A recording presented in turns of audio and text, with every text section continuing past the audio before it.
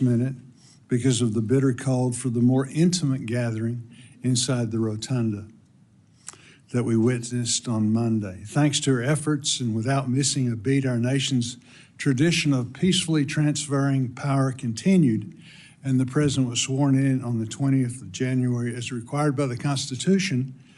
Many thanks to Senator Klobuchar, Senator Fisher, and the staff for successfully organizing and hosting one of our nation's most important civic traditions. I would also like to congratulate Senator Klobuchar on becoming the ranking member of our committee. I've worked closely with her over the years and look forward to continuing our partnership. I visited Minnesota with Senator Klobuchar in the spring of 2023 and met with farmers with the Gopher State in similarly cold weather that we're experiencing today, only it was in May. I greatly enjoyed the opportunity to hear those farm families. I look forward to hosting her in Arkansas in the not too distant future.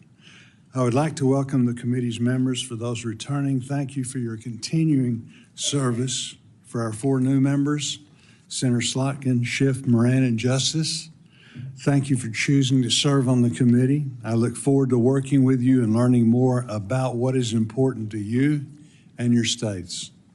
Our committee, established in 1825, is one of the oldest in the Senate.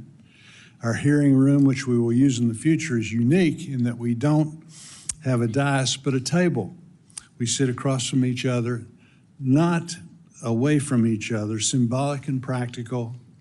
I look forward to convening many meetings in Russell 328 in the coming years for us to work together and address the concerns of our farmers and ranchers and rural communities and those needing assistance. As the chairman, my door is open to every member of this committee. The fundamental purpose of our committee is to solve problems and help our citizens. I welcome you to share your ideas, concerns, and your solutions. Agriculture is not partisan. We all care about our nation's farmers and ranchers. The state of rural America concerns us all. We all believe that no American should be hungry. I intend for this committee to be highly productive in the 119th Congress. Working together this year, we will pass a farm bill that will meet the needs of our farmers for today and for the future. This morning, we can meet to consider the nomination of Brooke Rollins of Texas to be the Secretary of Agriculture. Ms. Rollins, congratulations to you on your nomination. You have been nominated at a very challenging time for America's farmers. The cost for fuel, seed, and fertilizer remain high. Interest rates are also very high and continue to be high. Farm gate prices are low. Farmers everywhere are losing money on every acre they cultivate, while farmers in certain parts of the country are losing hundreds of dollars per acre. Thankfully, Congress responded at the end of last year and provided a bridge to help ensure producers could plan again this year. Delivering this economic assistance to our farmers will be one of the major tasks you will be faced as Secretary. But as I mentioned, this was only a bridge. It was necessary because the safety net our producers have counted on in the past no longer works. I look forward to working with my colleagues in this room, across the Senate, and with you to help create a farm bill that meets the realities of modern-day agriculture. Beyond the economic strains our farmers and ranchers feel, I believe our producers want an improved relationship with USDA. They want to know USDA has their back and is helping them with the tools and support needed to successfully and profitably farm and ranch, rather than coercing them into production practices that don't work for their operations. They want new markets and new opportunities to sell what they produce. They want conservation programs to help with the issues they are facing on their farms. They want rural communities to have the infrastructure and the resources for a high quality of life. USDA, with the right leadership, can do all of these things. Beyond agriculture production, USDA is a land manager, research institution, food regulator, protector of animal health, and rural lender. There is very little USDA doesn't touch or have an impact on. All of these resources and abilities can be used to improve the quality of life, not only in rural America, but all of America.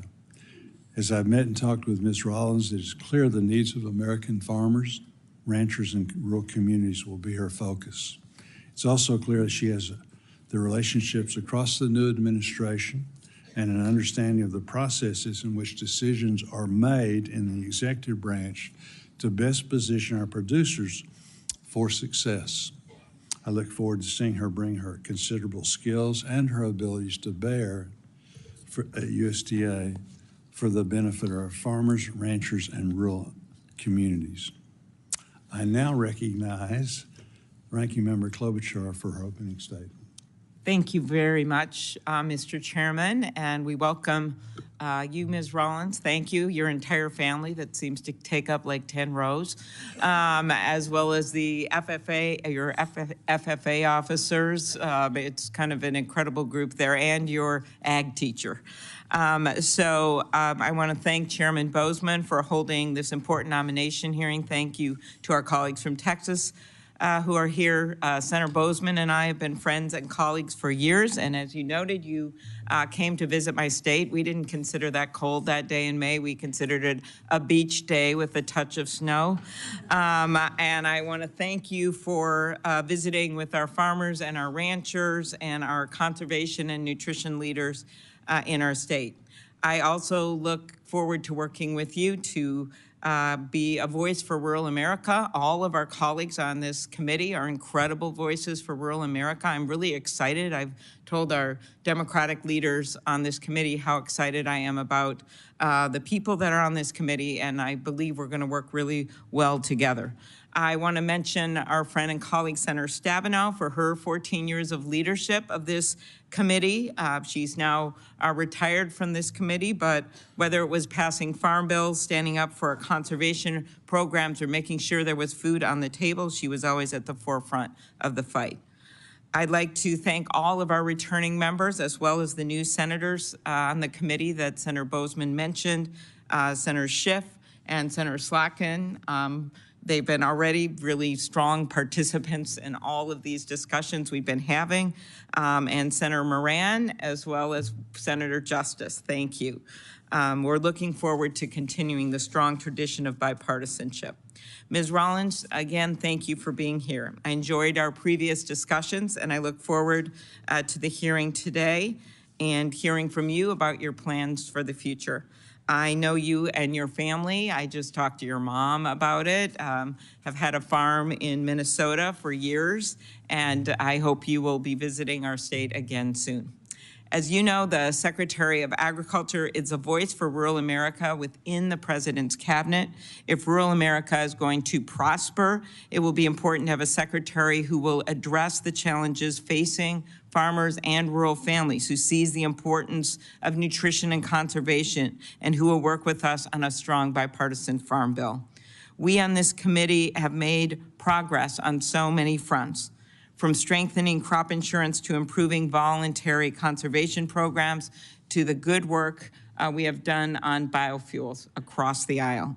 But there are still numerous challenges facing America: avian flu, struggling dairy producers, flooding, droughts, wildfires, as Senator Schiff well knows, scarcity at food shelves, and the lack of housing, childcare, and healthcare facilities in rural America. As we discussed, I have concerns about some of the proposed policies from the administration, and while I have always supported targeted tariffs, I'm concerned that major across-the-board tariff increases could hurt rural America. I hope that if confirmed, that Ms. Rollins will make the case for sensible trade policy that will work for our farmers and rural America. We also need leaders of the USDA that believe in science and research, which is so critical right now. I know many of our members will be asking on that front. As a ranking member of this committee, I'm committed to doing what's right for rural America, which means finding common ground when we can, but standing our ground where we must. In Minnesota, our prosperity depends on the strength and vitality of our rural communities. Farmers and livestock producers need access to safety net programs, which with weather conditions threatening all the time, input costs and the like. And rural businesses can't spur innovation and create jobs without an available workforce, which I think is going to be an issue we'll be confronting this year, as well as childcare, healthcare, housing, and broadband. I know this is true not just for me, but for all members of this committee. And I look forward to the hearing today and to learning more about, Ms. Rollins, your plans for the Department of Agriculture. Thank you very much, and thank you to our colleagues. Today, we have been joined by our colleagues from Texas to introduce our nominee. Thank you all for being here. Senator Cornyn, will you please proceed? Thank you, Chairman Bozeman and Ranking Member Klobuchar, members of the Agriculture Committee. I'm delighted to be here along with my colleague, Senator Cruz, to introduce our friend, Brooke Rollins, to be the next Secretary of the U.S. Department of Agriculture. This one is a no-brainer. Everybody who knows Brooke Rollins loves Brooke Rollins, and you will too once you get to know her.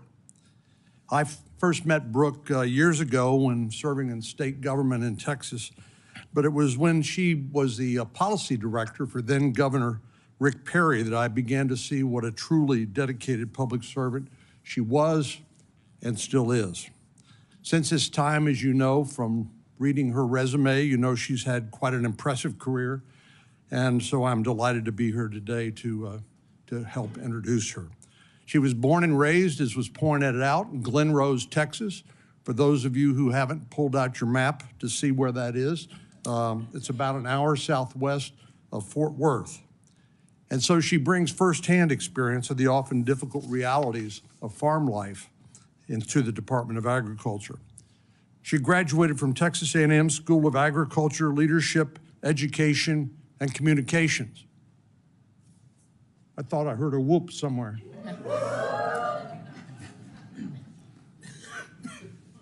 Texas is home to nearly 230,000 farms and ranches, more than any other state in the country. And 1 in every 7 Texans works in an agriculture-related job. This is critical to our state and to the nation, as has been pointed out. Brooke's agricultural roots will serve her well as Secretary of Agriculture to give farmers and producers from the Lone Star State and across the country a clarion voice when it comes to President Trump's cabinet. But Ms. Rollins' credentials go way beyond the day-to-day intricacies of farming. She's also a University of Texas Law School graduate and a policy wonk. She will confess to that during this hearing today. And that's demonstrated by her years of service as general counsel to Governor Perry and her 15 years leading one of Texas's premier policy institutes, the Texas Public Policy Foundation. And it was during President Trump's first administration, she served as director of the Domestic Policy Council. Many of us worked with her closely there, where she assisted Jared Kushner in that job. And you know that position is responsible for coordinating the domestic policy making of the White House and ensuring that decisions and programs are consistent with the president's goals and overseeing the implementation of the president's domestic policy agenda. Since her time in the first Trump administration, Brooke has served as president and CEO of America First Public Policy Institute, where she helped craft the agenda for President Trump's second term. I've worked with Brooke in a number of roles and seen her as she's helped advance bipartisan legislation, both in Austin and here in the nation's capital. And I know she will bring that experience and that temperament to her job at USDA. It's a good thing because she has her job cut out for her. First, Congress has failed to pass the 5-year farm bill, and I know that's priority number 1 for this committee. So she'll have an opportunity to work with each of you to shape this critical legislation that farmers and ranchers across the country depend on. And as has been alluded, I think, by Senator Klobuchar, the disasters that we've experienced throughout the country have hit farm country particularly hard. And I know she will work hard with you and all of us to make sure we provide an essential lifeline to our farmers and ranchers.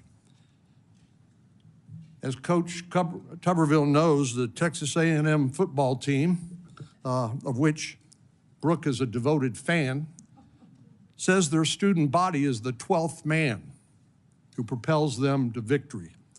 I know Brooke is honored to step up now and become the 12th woman for the farmers and ranchers of America.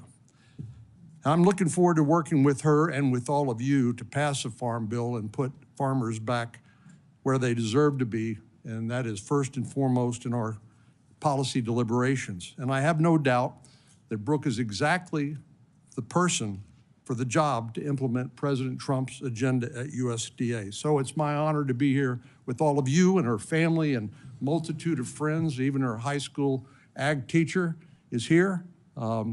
Everybody who knows Brooke loves Brooke, and I know you will too as you get to know her. So thank you for allowing me to be here and say a few words by way of introduction.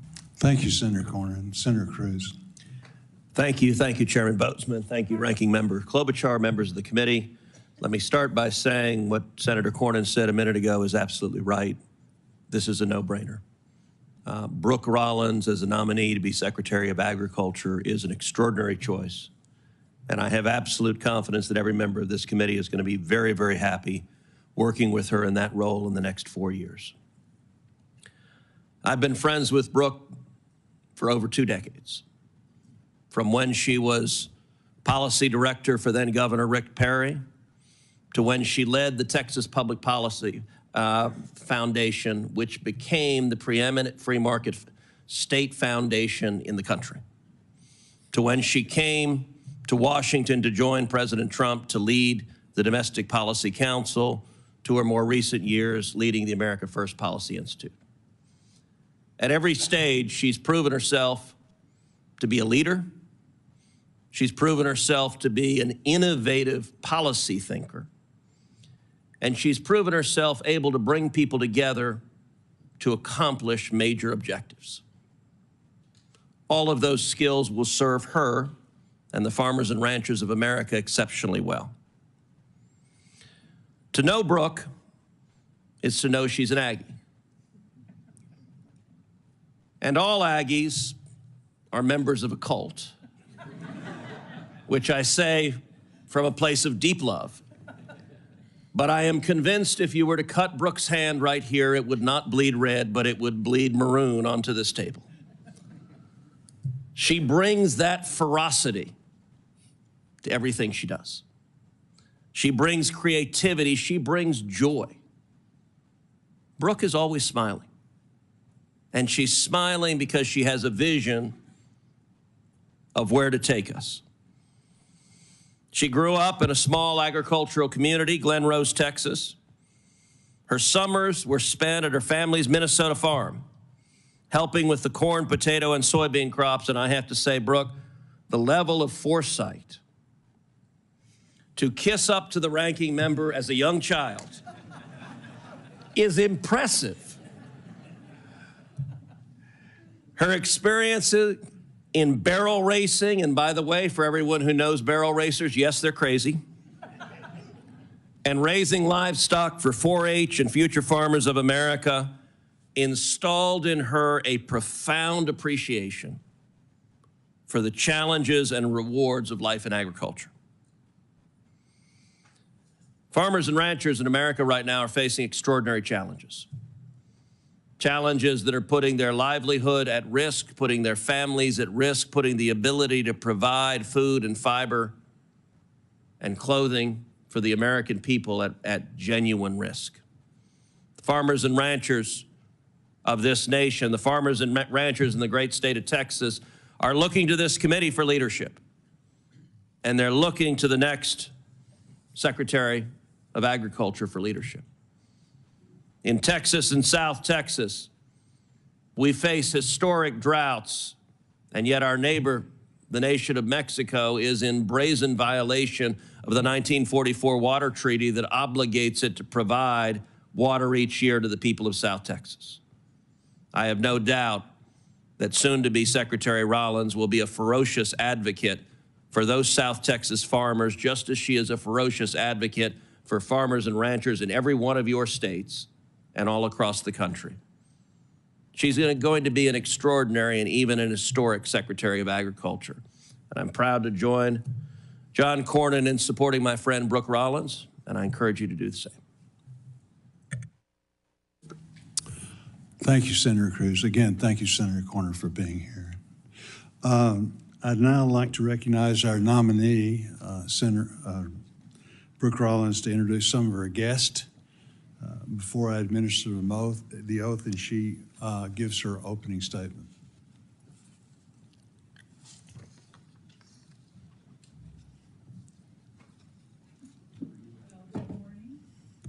Good morning, everyone. What a joy to be here, and wow, a little surreal and slightly overwhelming. The two gentlemen that were sitting up here, whom I've known, as they mentioned, for a long time. So I want to thank them. A few guests, and I appreciate Senator Boozman the opportunity to introduce them. My awesome mom right here, whose new issue that all of you know, the oldest freshman legislator in Texas history, Helen Kerwin, raised my sisters and me by herself in that small town, and PFAS is her big issue. So I know a lot of you are certainly concerned with that. My incredible husband, Mark Rollins, we met the first week of our freshman year at Texas A&M, Senator Tuberville, in 1990, 35 years ago, and our four incredible children, Luke, Jake, Anna, and Lily, are here with me. Luke is the oldest. Luke, raise your hand. Listen to your mother. Very good. He is a sophomore at Texas A&M University in the Corps of Cadets, and in fact, left College Station at 1:30 last night, 1:30 a.m. to drive all night, catch a flight in Dallas, and be here this morning. So especially grateful to him and my other incredible children. Even though they're all teenagers, Luke's 20, it has been the joy and most important part of my life being their mom. So what a joy to have them. My sister, Ann Blunser, my sister, Helen Hubert, Eliza, my niece, they're all here. My sister-in-law and brother-in-law, Tim and Elizabeth Yagi. My incredible ag teacher, who I would like to stand up. This is Mr. Gary Rosenbush, who put up with a lot from this FFA'er. I've often said that the Future Farmers of America changed my life and put me on a course that, frankly, leads me to today. So Mr. Rosenbush was a big part of that. I also want to recognize, a lot of people know that I take great pride in my short, but I think very successful life as a little league softball coach. So my daughter Lily was the catcher on the team, but most of the rest of the team also flew in last night. The hot tamales, everyone, from Texas are here. Thank you guys for being here. My 1990-1991 state FFA officer team from all parts of Texas. There were 10 of us.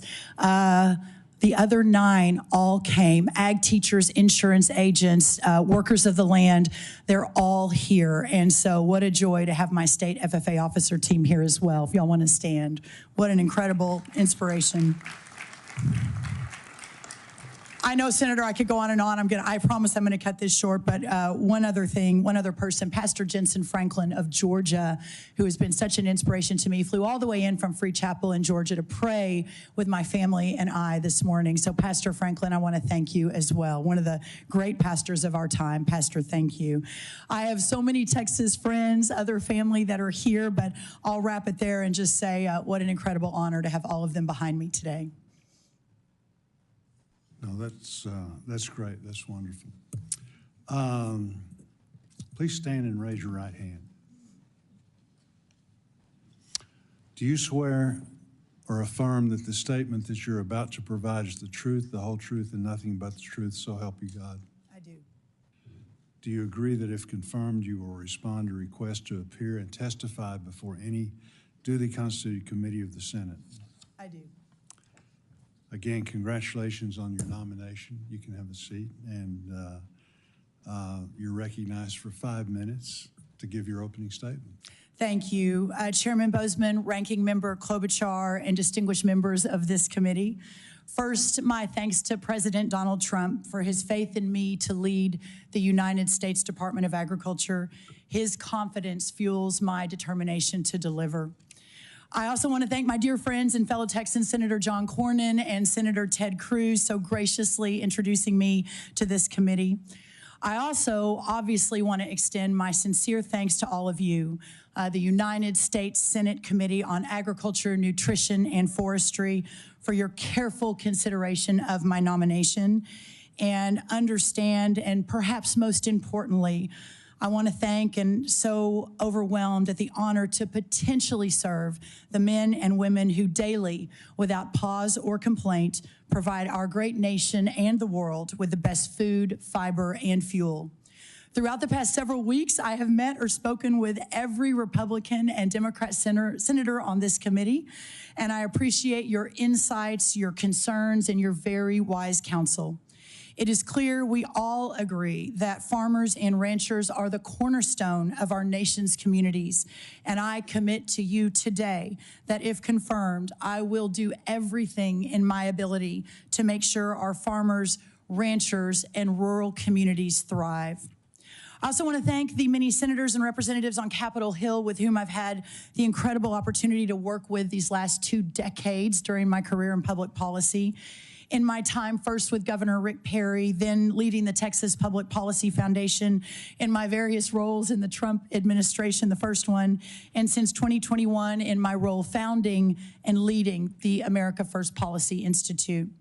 Each of you cares deeply about the American people whom we all serve, and I promise my work will reflect that commitment. Growing up in the small ag town of Glen Rose, Texas, y'all have heard this, population then 1,200 people, is where my story begins. Then my world revolved around the future farmers of America, 4-H, and the endless cycle of baling hay, livestock shows, and rodeos that still today constitute the calendar of our small corner of Texas. That experience sent me to Texas A&M on an agriculture scholarship where I studied and majored in ag leadership and development, then on to the University of Texas Law School where I graduated with honors and performed a federal judicial clerkship. And then, of course, to helm the policy shop of Texas Governor Rick Perry. It was there that I had my first direct leadership role in big state ag policy. I had been in office serving Governor Rick Perry for 2+ years when I received a call. A small think tank of 2 or 3 staffers in San Antonio asked if I would be interested in being their new leader. And I answered that call as well, thinking as that my husband and I built our family, that would be helpful and a good potential opportunity to be a great mom, but also continue the fight for Texas.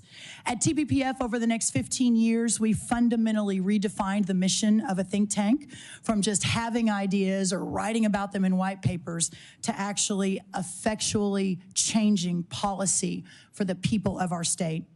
We engaged strongly during those 15 years with Texas rural and small town communities, giving them a voice in government that was too often denied. In short, we changed the game in Texas. Changing the game is exactly why I accepted the invitation to join President Trump's first administration at the beginning of 2018. Everything that we had sought to do in Texas those last decades to make policy for real change, for real Texans, was being done in the first Trump administration, and I was so honored and excited to be part of it. I joined first the White House Office of American Innovation as its leader. I then soon became the assistant to the president in addition on strategic initiatives, and eventually added the role of the director of the Domestic Policy Council. In January 2021, exactly 4 years ago, we understood that President Trump's second term agenda would be delayed, so I had the privilege and the idea of establishing yet another institution of policy leadership, and the America First Policy Institute was born. I currently serve as the president and CEO there. Thanks to President Trump and to all of you, I hope to have the opportunity to bring that level of passion and commitment to the USDA. I need not tell you, of all people, that this is surpassingly important, because agriculture is surpassingly important to us as a nation. All Americans are important, but the farmer, the worker of the land who feeds all the others, is amongst the most notable. Thomas Jefferson wrote that agriculture is our wisest pursuit, because it will, excuse me, I don't want to get Thomas Jefferson's quote wrong. Can't misquote Thomas Jefferson, because it will, in the end, contribute most to real wealth, good morals, and happiness. And his wisdom holds true today. I fully recognize that if I am confirmed, I am stepping into the role during one of the most economically challenging times in American agriculture history. With that in mind, I want to share with you as I close my top priorities for day one, and then perhaps a longer-term priority. First, we must ensure that the disaster and economic assistance authorized by Congress is deployed as quickly and as efficiently as possible. Second, we must work with the great men and women of USDA, the stakeholder communities, and state leaders, my deep background in state policy, to immediately and comprehensively get a handle on the state of animal disease outbreaks. Third, we must immediately begin to modernize, realign, rethink the United States Department of Agriculture, responding to the clear needs and the desires of the American people as set forth so well by the President of the United States over this last historic week. And finally, and longer term, we understand that serving all American agriculture and all the American people means ensuring that our rural communities are equipped and supported to prosper, not just today, but tomorrow and the day after that and the many tomorrows to come. This includes exploring improvements to our rural development programs, demanding strong and steady domestic and export markets for our beautiful agriculture bounty, eliminating burdensome and costly regulations that hamper innovation, ensuring our nutrition programs are effective and efficient, and putting in the work to make sure we have a healthy and prepared next generation of farmers, ranchers, entrepreneurs, innovators, and indeed all Americans. This is what we need for the next century of American greatness. These are just four of my top priorities. Beyond these, I am dedicated and committed to providing all of you with the timely technical assistance that we will need to ensure that we have a farm bill that moves forward.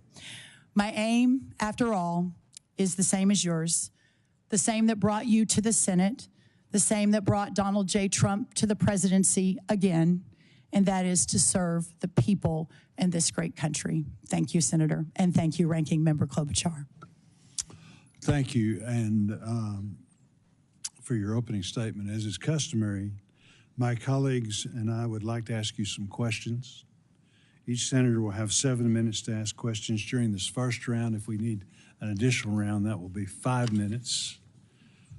Before I ask my questions, I'd like to add a number of letters in support of Ms. Rollins' nomination into the record. In particular, I would like to highlight one letter signed by the Farm Bureau, the Farmers Union, the National Council of Farmers Cooperatives, and more than 400 other agricultural organizations supporting Ms. Rollins' nomination. Without objection, so ordered. In your written statement, again, you alluded to, and the testimony that you just provided, you talked about your focus, some of the things you want to. Can you expand on that a little bit more? The first 100 days, what can we expect? I think the first 100 days, sir, if I am so fortunate to be confirmed, will be a fast and furious effort to ensure that we move that economic aid out. In fact, when I got the call from the president about this particular position, it was the honor of a lifetime to accept that call and to accept the nomination. But then about 5 minutes later, I started thinking about, okay, what do I do to make this successful and perhaps the best, most effective, efficient United States Department of Agriculture in history since President Lincoln first launched this department. The aid to the farmers, top priority. Animal disease, top priority. Ensuring that we begin to move toward President Trump's vision. I work for him. I am his cabinet member, but also working alongside all of you. And so many of the conversations that we all had over the last 4 to 6 weeks from both sides of the aisle, from both Republicans and Democrats, were very encouraging to me. I believe that there is an opportunity, while there will be moments of disagreement, I have no doubt, that there will also be many, many moments of agreement. So, Chairman Bozeman, my thought is that we get in there, and anyone that knows me and that has worked with me over the course of all these years know that excellence is not only the goal, but the expectation that we move with rapid speed to ensure it gets done, that we work 24 hours a day, 7 days a week for our constituents, which is American agriculture, and that at the end of the day, this country and that community is thriving in a way perhaps they never have before because of the work and the foresight and the goals and the vision that I think is so important. Good. I appreciate you on several occasions bringing up the disaster assistance. This committee worked in a very bipartisan way to get that done. It was a big effort, and it took a lot of work. And again, we were able to get that done in a very bipartisan way. But that's what we've heard about, from our farmers now is thank you for doing it, but we desperately need it so that we can talk to our bankers and try and figure things out from this last year where most farmers lost a lot of money, their path forward. So again, that I think is music to all of our ears. Trade is vitally important to American agriculture. Our abundant yields and high-quality crops help feed the world. Can you please describe how the President's trade agenda will prioritize the needs of American farmers and ranchers? If our trading partners unfairly target U.S. agriculture producers, how will the administration minimize the impact to our producers? Thank you, Senator, and I'm actually glad this is at the top of the next few hours because I think it is on the mind of every member of this committee and perhaps every member of the ag community across this great nation. The first thing I think that's important to note is in the last few years, we have almost a $45 billion trade deficit for our ag products. So a key priority will be expanding access to these markets across the country. We've already been sort of vision boarding, not to get ahead of the process, but I want to make sure I'm able to hit the ground running. How it is we begin to immediately effectuate bringing down that $45 billion trade deficit, and it's just up 42% in the last year. There is a deep recognition that corn prices are down 35% just in the last year as well, past 2 years, I'm sorry, and that in fact our farmers are hurting. Regarding the President's tariff agenda, I think it probably comes as no surprise to anyone sitting in this room that he believes it is a very important tool in his toolkit to continue or bring America back to the forefront of the world and to ensure that we have a thriving economy. But just as he did and we did in the first administration, he also understands the potential devastating impact to our farmers and our ranchers.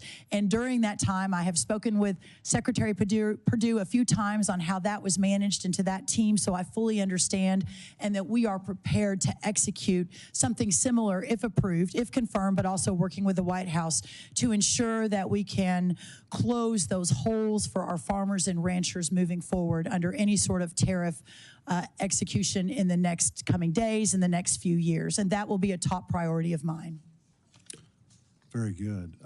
Hunger is an issue that we continue to face. My home state of Arkansas has the highest rate of food insecurity in the nation. At USDA, you will be responsible for leading 16 nutrition programs that assist 1 in 4 Americans. These programs make up the vast majority of the spending at the department. In spite of these programs, which have grown substantially over the last 20 years, the national foods insecurity rate has hovered around 12% since 2001, even during times of economic prosperity. The goal of these programs is to provide temporary assistance to those in need, but the focus on moving families to a place of economic independence has been lost. Will you commit to reviewing these programs to ensure they help incentivize Americans to secure steady employment while still being able to trust that their federal supplemental assistance can be relied on in times of need? Senator, I so appreciate your concern and focus on this incredibly important program. I think sometimes people on our side of the aisle are framed as those that don't care as much about the kids or those who are hurting or those from disadvantaged communities. I know I have spent my career working to ensure that every corner of America, that everyone has a shot at the American dream, first with Rick Perry, then with my think tank, then with President Trump, then with the AFPI, the America First Policy Group. And so I, too, have a real heart for this work, and I've talked to many of you about that in your offices. That's perhaps driven by being raised in a small town by a single mom, and we didn't have much. Now, we never participated in the nutrition program, but I am fully aware and have a heart for this work and for this community that is easy to make the commitment to ensure that we are doing everything we can, that this supplemental program continues on a course of being effective and efficient. Having said that, it's also imperative to us that every taxpayer dollar that is spent in support of these programs, we fully understand that it is reaching its intended recipient, that that recipient is able to use it effectively and efficiently for true nutrition reasons, that we have a real health issue in this country. You all know this. I think 4 out of 5 children are facing obesity or close to it. The level of diabetes and chronic diseases continue to rise. So we together, and myself, if so fortunate to be confirmed, will have a major role in all of the above, ensuring that these programs are serving those who need them and doing it effectively, but also ensuring that the taxpayers are being well served, that the dollar that we take from, my electrician in Fort Worth, who has his own small business, and then sending it to a family in need, that dollar is being used in the best and most effective way. So that is certainly my commitment to you, Chairman. Thank you. Senator Klobuchar. Thank you very much, Mr. Chairman. Again, welcome, Ms. Rollins. As we both noted, the chairman and I, this committee has worked together, and all the members know this, on a bipartisan way to pass farm bills in the past, improve the farm safety net, stand up for conservation, nutrition, food security. Will you be a force for working with both sides of the aisle? Thank you so much, Senator Klobuchar, for that question. And it is exceedingly important to me that we deliver for American farmers and ranchers, exceedingly. And I have already begun to lose some sleep over how to make that happen in a way that is productive in supporting your work. And I have a long history of working in a bipartisan manner. It may not be at the forefront of my bio or my resume, but I worked with many of you in the last administration on the First Step Act, which I believe was perhaps the hallmark of President Trump 1.0 in bipartisan work together. I sat in an office for many hours with Senator Durbin, Senator Grassley, Senator Booker, Senator Scott, and many others from both sides as we hammered out how to solve the criminal justice challenges that our Bureau of Prisons is facing. And I hope to bring that same skill set and perhaps knowledge base and relationships to this effort as well. Thank you.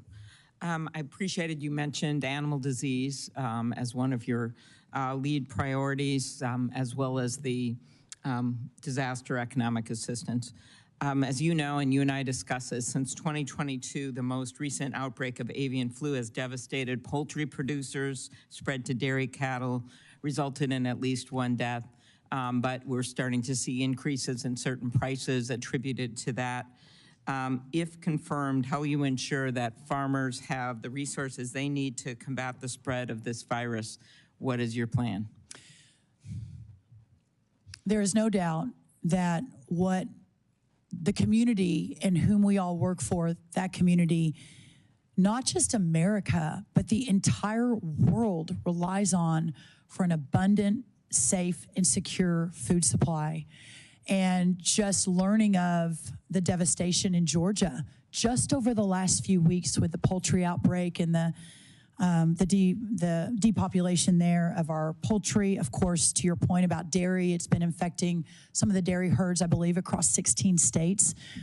There is a lot that I have to learn on this, and if confirmed, this will be, as I mentioned in my opening statement, one of the very top priorities. We are hyper-focused on finding the team right now. I'm sure they're already working. I have obviously respected the process and not gotten too involved. But I know that the current team and the future team will be working hand in hand to do everything we can on animal disease. And Senator, if I may add one more thing, My deep background working in state policy included working very closely with governor's offices and ag commissioners across this great country. In fact, in the last White House, I sort of took it upon myself, which is where I met a few of our governors who are now here, to work closely and in concert and aligned with both Republican and Democrat leaders from the states. I really appreciate that. We have 7 minutes, so I'm going to go a little quicker Yes, here. ma'am. I will note that just yesterday, the administration announced they will halt external public health communications from the CDC on these avian flu, animal diseases, and these important announcements have helped keep producers up to date with the latest information on disease spread, health of workers. And while I know that wasn't under the USDA, I just urge you to talk to them about that. We're concerned. Biofuels, and I appreciated our discussion on that. While you served as the CEO of the Texas Public Policy Foundation, your organization was often critical on biofuels, including ethanol. And as you know, we have worked really hard to make this so we don't just have one fuel, that we have options here, including with Senator Ernst and Senator Fisher and Senator Grassley, Senator Thune, many others. What role do you believe biofuels play in our domestic energy production? How will you continue to promote the production of these fuels as Secretary? Thank you, and I appreciate you bringing that up. It's my understanding that those reports were written over a decade ago. I haven't seen anything more recent. Texas Public Policy Foundation puts out almost 900 to 1,000 pieces of content a year. I did not author that specific piece, but to be clear, there's no doubt, coming from Texas, I was a massive defender of fossil fuels and the importance of fossil fuels in the energy independence and energy dominance narrative. Clearly, I've spoken with so many of you on both sides of the aisle on this issue. I will be a secretary for all agriculture. It is really important to me that we continue to defend and elevate and honor all sources of fuel. My former boss and current boss in his current energy dominance plan included biofuels as an important piece of his agenda. So I really look forward to continuing that. And I know your family, based on the forms, I appreciate you getting us those forms, that your family has significant financial interest in the oil industry. Will these interests motivate decisions you make at the department, especially when they impact your family's financial holdings? Senator, I can promise you this, and I know you and I have met a few times through the years. I've had more in-depth discussions, but not as many as I would like, hopefully a lot more in the future. But I can promise you this, anyone that has ever worked with me will tell you, even to the detriment of organizations I have run, detriment financially to my potential family, that I have never, not ever, made a decision based on financial interest, ever. And that certainly will not begin now. Thank you. You discussed briefly with Senator Bozeman the export markets. I also appreciated you mentioned that in your long-term focus on exports. And as you know, during the first Trump administration, we heard resounding calls from farmers that they want trade, not aid. Those are exact words I'm remembering. They want to grow their market and not just get government payment. We've worked hard on this committee to help farmers build markets here and abroad. Senator Hoeven and I have set up a rural export center, in fact. And Ms. Rollins, how would you work with President Trump, the Office of the U.S. Trade Rep, and others within the administration to ensure that they understand the effects of potential retaliatory tariffs on American farmers? And how will you help them manage this risk? And beyond just getting extra payments to make up for it, will you be a voice to make sure people understand the importance of exports for rural America? And it's not just farming, it's also manufacturing and the like. No, that's correct. I believe, extraordinary value that I potentially bring to this table is having served in the last White House for 3 years, right alongside President Trump. I believe I may be the most well-versed in how the interagency process works, of all the cabinet, of how the interagency process works, of how the discussions are handled, of what the Oval Office meetings look like, and how to ensure that at every corner that my team, that our community, that what we all represent together is at the table fighting for what we believe is necessary for these communities. Okay, thank you. And I have some important questions for the second round here on conservation and nutrition, and I know my colleagues will be asking them as well. Thank you. Thank you. Senator McConnell. Thank you, Mr. Chairman. Congratulations on your nomination. I appreciate you coming by the office. I had a chance to tell you then that Kentucky agriculture is a little different. We have 75,000 farms, but most of them are small. We're also the #1 beef cattle state east of the Mississippi. People don't generally associate Kentucky with that. I want to echo what others here have said about trade. I went over to the trade representative on the floor of the House. We were there for the big speech and introduced myself, and I said, "Do you have anything to do?" And she basically didn't have an answer. It seems to me that trade has sort of become a word for a lot of Americans that implies exportation of jobs.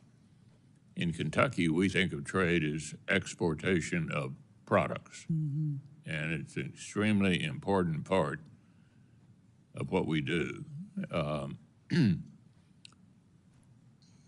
I think both of the candidates in the last election sort of shied away from this issue.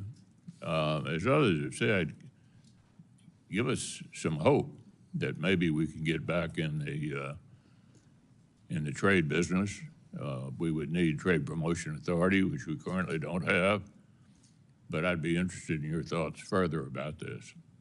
Yeah, thank you, Senator McConnell. And it was an honor to be in your office, talk a little bit about Kentucky bourbon and a few other important things. It's the first time I've ever heard, I think, anyone say that President Trump has shied away from anything. I don't specifically have or recall anything specific about him not talking about trade, other than perhaps to your point that our country and especially our ag community is in a tough spot right now with regards to exports and moving our products out.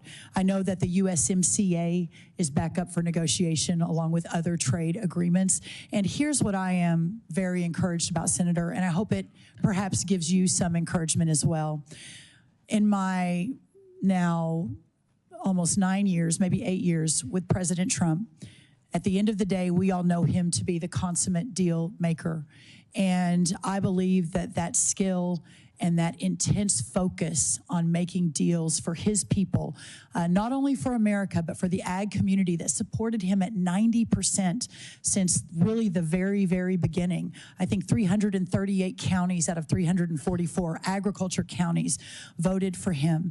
He knows that these are the people that have been with him the longest. And I sincerely believe that if I do my job and in working with all of you to ensure that the White House and that our partners across the agencies have all of the data that they need, while at the same time we're working across the world to bring in new trade partners, to expand access for new trade products and for all, whether it's the specialty crops or the row crops or the livestock industry.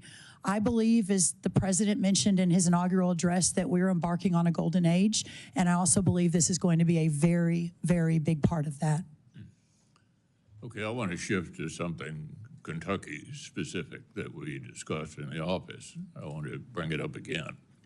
Back in 2020, through the appropriations process, I managed to allocate $65 million for an agricultural research service lab at the Kentucky College of Agriculture. That was 4 or 5 years ago. Nothing's happened yet. So what did happen? Well, there were a number of different regulatory tripwires that got injected into the process. And in meeting those, trying to meet those regulatory tripwires, slowed everything down. I want to see Construction began. The money is there. What can you tell me to give me hope? We did discuss this, and again, another passion of mine that has been mentioned is my love for Texas A&M and the ag school and the research facilities. I am really excited to get knee deep, waist deep, neck deep in these facilities across the country. And I know we also had discussions with some of the other senators on this committee that they have some similar concerns with some different facilities that they would like to see move a lot more quickly. Senator McConnell, I commit to you that we will immediately begin digging in on what is happening. A big part of my portfolio in the last administration was the president's deregulation agenda and understanding how certain regulations and rules hampered important projects from moving forward and opening up markets, et cetera. So I actually believe that with the right team in place and with your quick confirmation of some of those undersecretaries, that we'll be able to dig in, figure out what's happening, work with you and others from Kentucky to figure out what's going on and figure out how to move this forward. Finally, I would just say the previous administration was big on regulations across the board. I think they all ought to be looked at in terms of the impact on the economy, and I think that's what the new administration intends to do. Thank you. Thank you, Senator. I agree with that and look forward to working with you and others on that. Senator Bennett. Thank you, Mr. Chairman, and I want to thank you and the ranking member for your opening statements, both of you. Together, I think, capture the spirit of what this committee is supposed to be about in a Congress where we have not worked well together, and I just want to say how much I appreciate your leadership today, so the two of you. And thanks also for mentioning Chairman Stabenow, who did a great job here for a long period of time. Mrs. Rollins, congratulations to you. You mentioned in your answer just now to Senator McConnell, this was actually not a question that I was going to ask, but since you mentioned him, you said we all recognize agriculture is in a tough place when it comes to exports. We do all recognize that. Could you elaborate more on that? We'd love to hear your perspective on the hole that many of us feel that we're in right now as we get ready to think about what the trade policies are going to be of this administration and of the country. Thank you, Senator Bennett, of course, and loved our conversation about your beautiful Colorado. Thank you. Come back anytime, or come anytime. I would welcome that. We do spend some time there in the summers, as good Texans do, getting out of the heat, but I'll look forward to seeing you next time. In the last handful of years, we've gone from not having a trade deficit in our agricultural communities to having a $45 billion trade deficit. Of course, that has led to many challenges, including food inflation. And I know when I've heard President Trump talk about his priorities, the first is the border, which I'm guessing we'll get into at some point. But second was food inflation. And so there are many tools in our toolkit, both through USDA and expanding markets, which are all intertwined, to begin immediately to work to bring that deficit down and hopefully soon get it to zero. My commitment is I would say, yes, sir. That deficit we know is being caused by a strong dollar. It's being caused by competition from Brazil. It's being caused by limitations on our beef supply. It's being caused by prices that are going up. I mean, these are. I don't think these particularly are failures in trade policy. It's making it harder for us to export, which is what Senator McConnell's concern was, which I share. And I think that all of us understand, and actually I will say there are many ways in which I'm sympathetic to some of the trade policies that President Trump is trying to advocate for, but agriculture is already in a tough spot for those reasons, I think, largely, and we don't want it to be in a tougher spot as a result of what happens here. And I think, when you were in my office, you talked a little bit, and this is going to be the easiest question that you get, but I hope you only take 15 seconds to answer so I can go on to the next stuff. Yes, sir. Which is, what is your responsibility as the Secretary of Agriculture to go into the Oval Office and say you haven't thought through the unintended consequences that are going to flow to American agriculture if you pursue these trade policies? Senator, in 15 seconds, my role is to defend, to honor, to elevate our entire agriculture community in the Oval Office, around the table, through the interagency process, and to ensure that every decision that is made in the coming 4 years has that front of mind as those decisions are being made. Okay, and I agree also with what Senator Klobuchar said, is that what we've heard from our farmers and ranchers over and over again is they want to be able to do the work. They want to be able to export. They don't want to Right. solve this problem by getting, aid to make up for what they should have been able to send to Asia and other kinds of places. The only growth that my farmers and ranchers can see in the foreseeable future, which is to say their lifetimes, is by growing our exports of agriculture. So I appreciate your understanding that, and we're counting on you, if you're in this job, to be that advocate. We also had the chance when you were in my office to talk a little bit about something that I've focused on here the entire time I've been on this committee, which is the state of our national forests throughout the American West. As you know, and I know you know this, they're incredibly important to us because every single community that we have, no matter how big or no matter how small, every single farm and ranch that we have is downstream from these snowpacks and downstream from these national forests and the condition of these national forests. And they're national forests for a reason. They are national forests. The condition is just untenable and dangerous. I've told Chuck Schumer, he doesn't necessarily agree with me, but I've told him over and over again that these forests are more important infrastructure from our perspective than the Lincoln Tunnel is to New York. If the Lincoln Tunnel is closed, there are other things you can do. He may not agree with that. But if we lose our water, we lose everything in the West. Right. And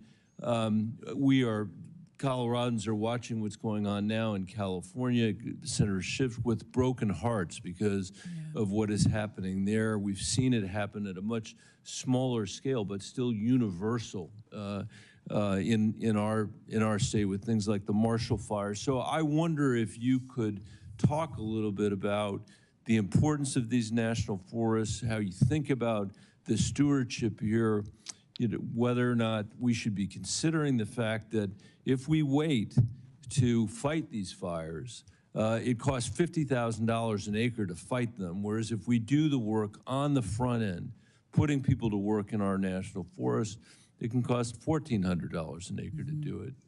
I'd love to hear your perspective on that. Senator, I am so glad you brought this up, and I believe, and Senator Schiff and I spoke about this obviously in his office a week or two ago, as they were facing unimaginable experience in California, and I am really excited to tackle this problem.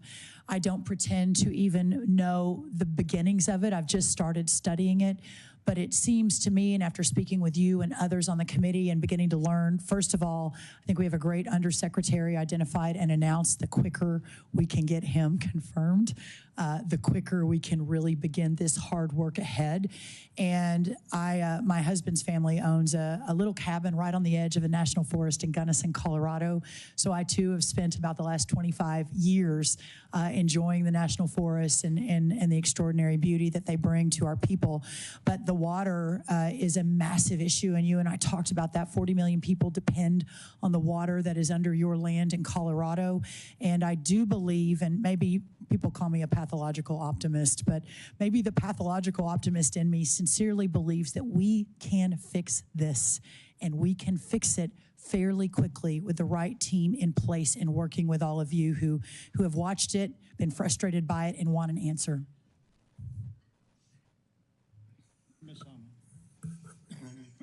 Senator Hoven. Thank you, Mr. Chairman. And I want to thank or express to both you and to the ranking member that I think we're fortunate to have both of you in the role as chairman and ranking member. We've worked on many things in the past together, and I very much look forward to working with you in the future. again, feel this committee is fortunate to have both of you in these roles. Welcome. Thank you. Ms. Rollins, good to see you again. Thanks for coming to visit at the office. You have an awesome family. The best, the best. Yeah, so thanks, of course, for your husband being here and your kids. And of course, no one will ever love you the way your mom does. That's so pretty true. awesome having Yes. mom. She's missing an important vote in Texas today to be here to sit behind me. So really grateful, really grateful. No, it's great. And you have a fantastic family. And we mentioned all this talk about A&M. Did I tell you when we talked that my wife went to UT? I don't know if I did or not. We did, and I had my sincerest condolences. But, Yeah. So that's kind of fun. And I'm wearing my North Dakota State University tie today, home of the mighty Bison. I know we talked about them, but we do have an incredible School of Agriculture at North Dakota State University. Yes, you do. We're doing some awesome things. We have a project called Grand Farm. Sonny Perdue came out and actually cut the ribbon on it. And we have a partnership between ARS, NDSU, and Grand Farm on precision agriculture that's incredible. And so I'm going to invite you to come out to our state right away and see what we're doing. Would you commit to coming out and seeing what we have and meeting our folks? I would love to come visit, and I have said, I think it's actually been reported in the press, that if you can get me on a horse, I'd love to ride a horse, as we're all working on all of these issues across the states, and really look forward to that. Only if you ride with me, though, absolutely. Senator Hovind. No, okay. we will absolutely ride. One of my sisters raced barrels. My job was just to get the horses in the trailer, which is, sometimes easy. Harder than racing barrels. Sometimes yes. easy, sometimes not, depending on the horse. It's true. But we'll do it. That sounds and I'm great. so glad to hear that. And, of course, love your background in ranching. My grandfather was a cattle rancher. And back in the good old days when we raised Hereford instead of all the Angus. Love Herefords. Farm bill. Will you commit to work with us to get a farm bill? And it is so incredibly important. In agriculture, as you know, we have a system of family-based farmers and ranchers across this country. 16 million people involved in agriculture in some way, shape, or form, versus look at all these other industries that are concentrated. We have this system of family-based farmers and ranchers, businesses, small businesses, and what they produce for every single American every single day is the highest quality, lowest cost food supply in the world. Americans have better choice, better quality, and spend less of their budget on food than almost any other developed country. That's what we have because we have good farm policy. And that means affordable crop insurance, and that means a counter-cyclical safety net that works, keeping the farm in the farm bill. Will you commit to help us get that? We're past due. We need to get it done. Will you commit to help us get it done and get it done in the way I described? Yes, sir. And again, maybe the pathological optimist in me, but I've talked to from both sides of the aisle, the complexity, the challenges in the last year or so of reauthorizing it. And I hope that I can be a force multiplier. And I hope what I bring to the table is the opportunity to work alongside both sides to get us where we need to be for our farmers and ranchers, and some security, some understanding that the net is there, and that the loans are there, and that the insurance is there, and that they can continue to be the best producers in the world for the world food supply. So I really look forward to that, obviously providing you the technical assistance that you need to be able to do your job, but also, if asked or if called, to help in any other way I can to get this done. I think your relationship with President Trump's going to be incredibly important in that effort. We already saw it as we worked on the disaster piece that we included with the extension of the Farm Bill. Will you commit to work closely not only with this committee but with our Ag-Approps committee as we administer, that emergency assistance? 100% yes. And whether that's at 2 in the morning, 4 in the morning, midnight, I am always available and will work harder than anyone to ensure that you all have everything you need across the Capitol. The President's help there was important, and I want that acknowledged on the record. And also tariffs. We went through this early, in President Trump's first term. Worked with Sonny Perdue when China targeted our farmers and ranchers. We want markets. Talk for a minute about. We look at tariffs as a way to get markets for our farmers and ranchers, so that they can compete on a level playing field. We did have to do the MFP. We worked with Sonny to do that last time. Give me your thoughts on how we're going to approach this. As I mentioned, I was when I got the call about this particular position from the president, we were driving our motor home across Mississippi on our way to Auburn for the Texas A&M Auburn-Alabama game. I clearly wasn't expecting a call from the president at that moment, but when it came and when we talked about this job, I celebrated, prayed with my family, and then immediately began understanding what happened last time and ensuring that we have the right team on the field that can immediately execute to ensure that we're solving for these major challenges. And so the undersecretary that will be coming before you, hopefully very quickly, Mr. Chairman, helped run that program under Sonny Perdue. The staff that he is building out, if confirmed, is the same team that did it before, with the idea that we can't reinvent the wheel. We've got to be able to move quickly. Well, that's good to hear, because we did have to do some things legislatively to get it rocking and rolling, and we did work with Fortis and the other guys, and so Yes. we look forward to working with them again, so that whether it's China or anybody else knows we're going to defend our guys, and we're going to make them play fair, because on a level playing field, our farmers and ranchers outcompete anybody in Yes, the world. sir. Yes, sir. On just a couple others, one is the sugar industry is huge in my state. That involves trade very directly, as you know. Will you commit to work with me on that industry? And Senator Klobuchar also shares that same concern, I think. Yes, sir. And in fact, Senator Smith and I discussed it as well when I met with and her. Senator Smith. Yeah, yes. and absolutely, Senator Smith as well. Yes, Sorry. I know. Don't leave out Senator Smith. No, my Minnesota senators. I want to No. emphasize Senator Smith shares that concern. Yes, yes. Thank you, Senator. Yes, 100%. And in any of these industries, I'm here and will always be available. We've also worked with your potential deputy secretary as well. And I want your commitment that both on behalf of yourself and him, that you will work with us on access on the forest lands, which, as you know, we have ag and many other interests out there on these forests, on the national grasslands. Access is an issue. We need your help. Will you commit to help us on that? 100%. Thank yes, you. sir. Thank you, Senator. Thank you very much, Ms. Rollins. Senator Bozeman had to go vote, and as you noted, which I appreciate, we have not one but two Minnesota senators. We're blessed to have Senator Smith with us. Senator Smith. Thank you so much, Ranking Member. And I want to just say, share my congratulations to you and to Chair Bozeman for leading this committee. I love serving on this committee. I love the bipartisan spirit that we have, and I even love Senator Hoeven, who always forgets that I care about sugar in Minnesota. She even loves you, Senator Hoeven. Yes.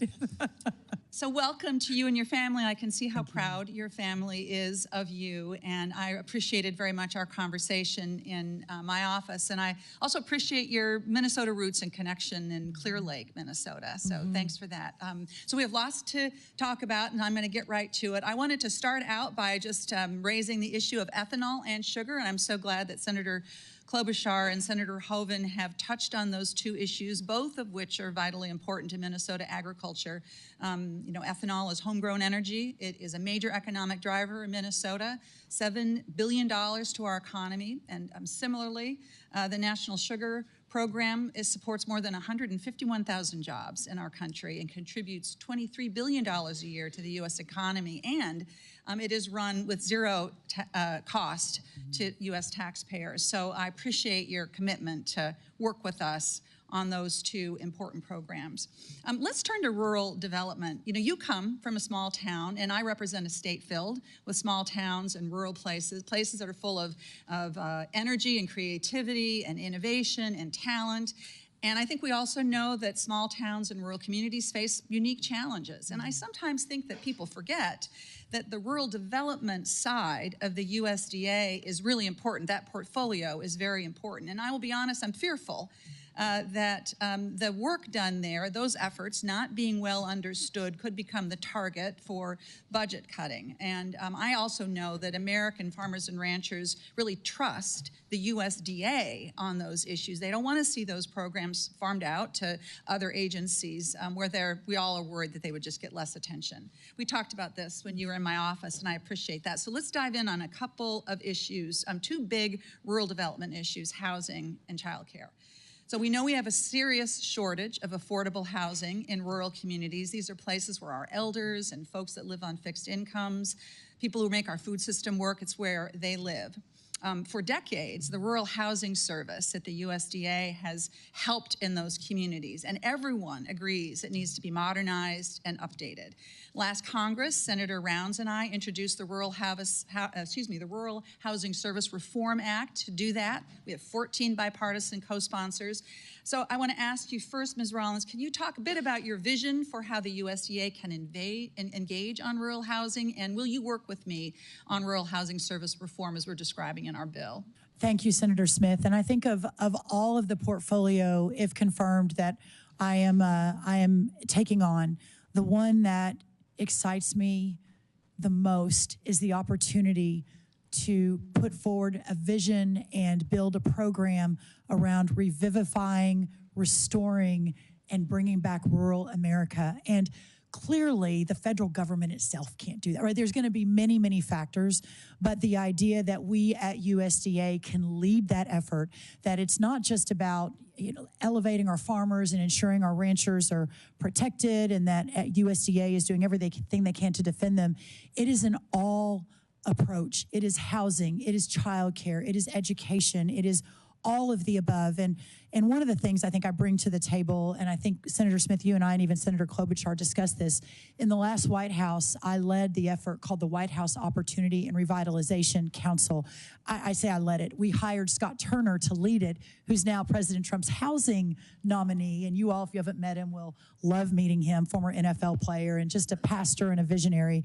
But in that effort, we were really focused on urban communities and the disadvantaged communities within those urban communities. And over the course of many months, across the agencies, across the government under President Trump, we focused on the myriad of programs that were duplicative, that tried to serve the same constituency, that sometimes were fine, but other times was not a great use of dollars.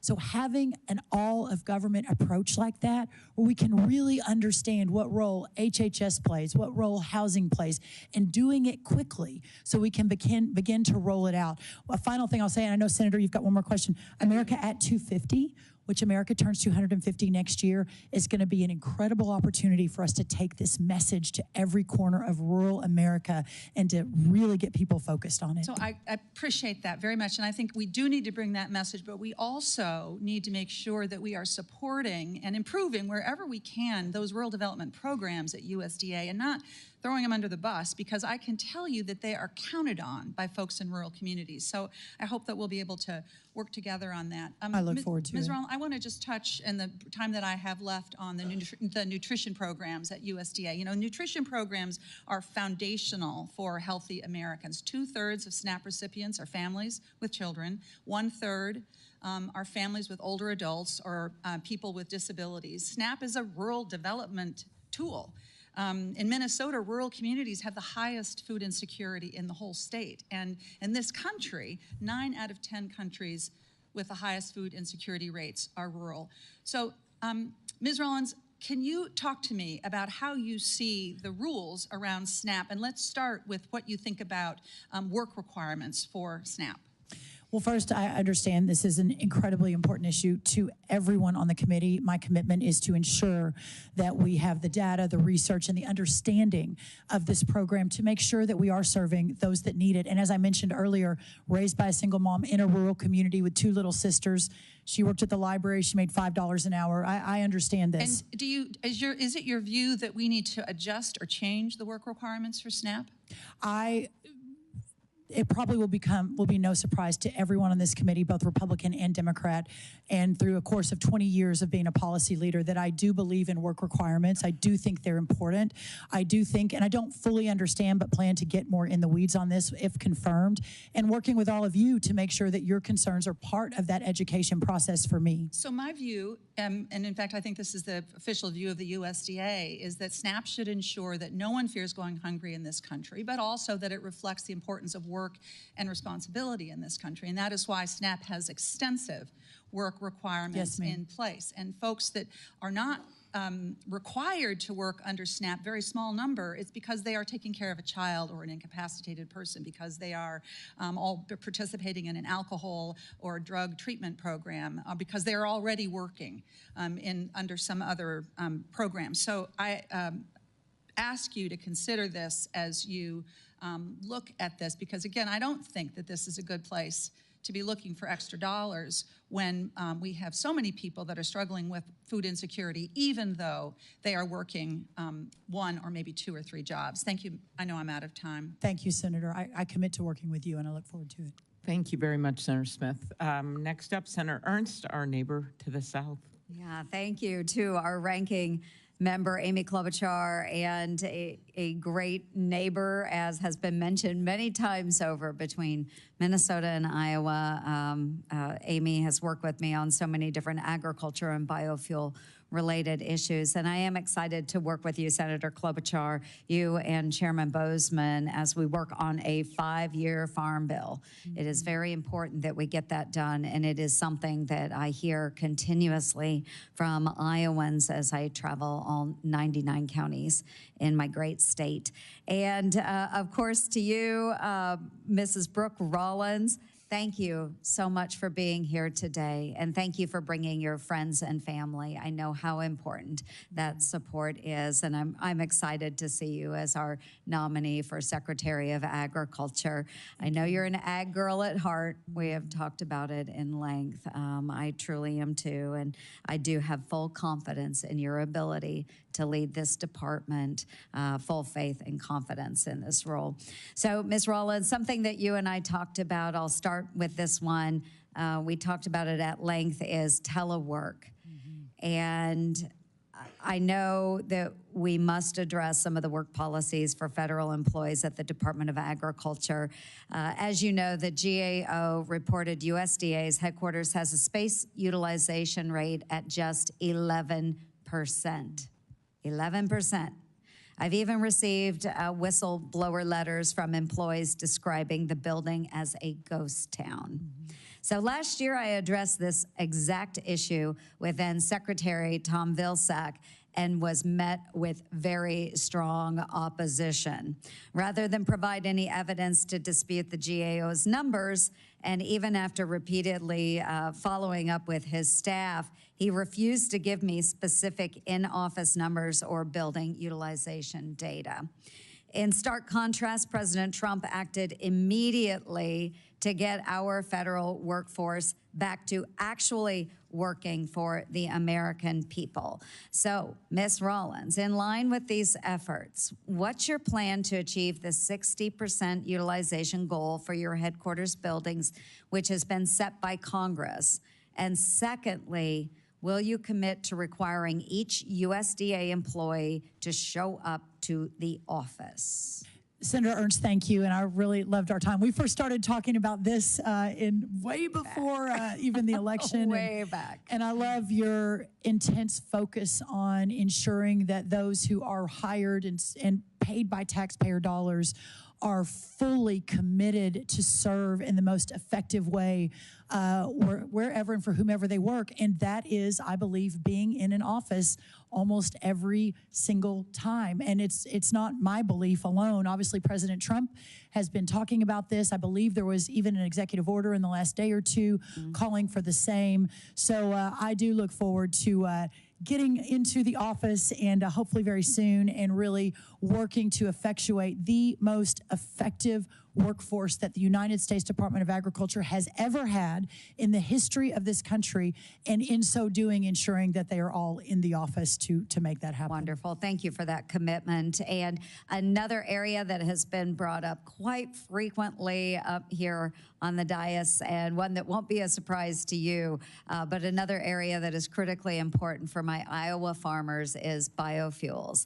It's a key source of demand for our corn and our soy soybeans. During the Biden administration, this industry really did suffer from deflated renewable or the RVOs. The last-minute announcements on sales of E15 and the lack of clear tax policy guidance on the 45Z clean fuel production credit, which is something that Senator Marshall of Kansas and I were just discussing. Many of these moves have forced plants to idle or stop production completely. This is a huge issue for us. This is threatening hundreds of rural jobs and squeezing grain prices in the process. So I do applaud President Trump for making E15 a priority. He did have an executive order on that, but I do look forward to securing a permanent fix in law. But we will need an all-hands-on-deck approach for crafting future RVOs that reflect production capacity and guidance on the 45Z that will support American farmers. So, Ms. Rollins, the USDA has a very big role to play when crafting these policies. As Secretary, will you commit to supporting biofuels and working with me to provide certainty for our farmers and the entire renewable fuel industry? Yes, Senator, and I really look forward to that. I think there's no question where President Trump stands on this. I believe, if memory serves me correct, there was even an executive order on this in the last administration. It didn't come out of domestic policy. It came out of Larry Kudlow's NEC, so I didn't work on that directly. But I know the courts, I believe, overturned it and correctly stated that the Congress should take that up. I really look forward to working with you, but also with my friend Lee Zeldin, if confirmed, over at EPA on a piece of this, on the 45Z, with my friend Scott Bessent over at Treasury. I think that you all will find and hopefully be encouraged that the cabinet, if confirmed, we all know each other, are friends. Many of us are like family, and we really, really are looking forward to working together on these cross-agency issues like the ones that you've just outlined. That's wonderful. Really appreciate that, because in the last administration, I have to say that in conversations with the leaders at all of those agencies, we were really blown off and left swinging in the breeze. So I anticipate that President Trump will want to do right by our farmers and those that are producing renewable fuels.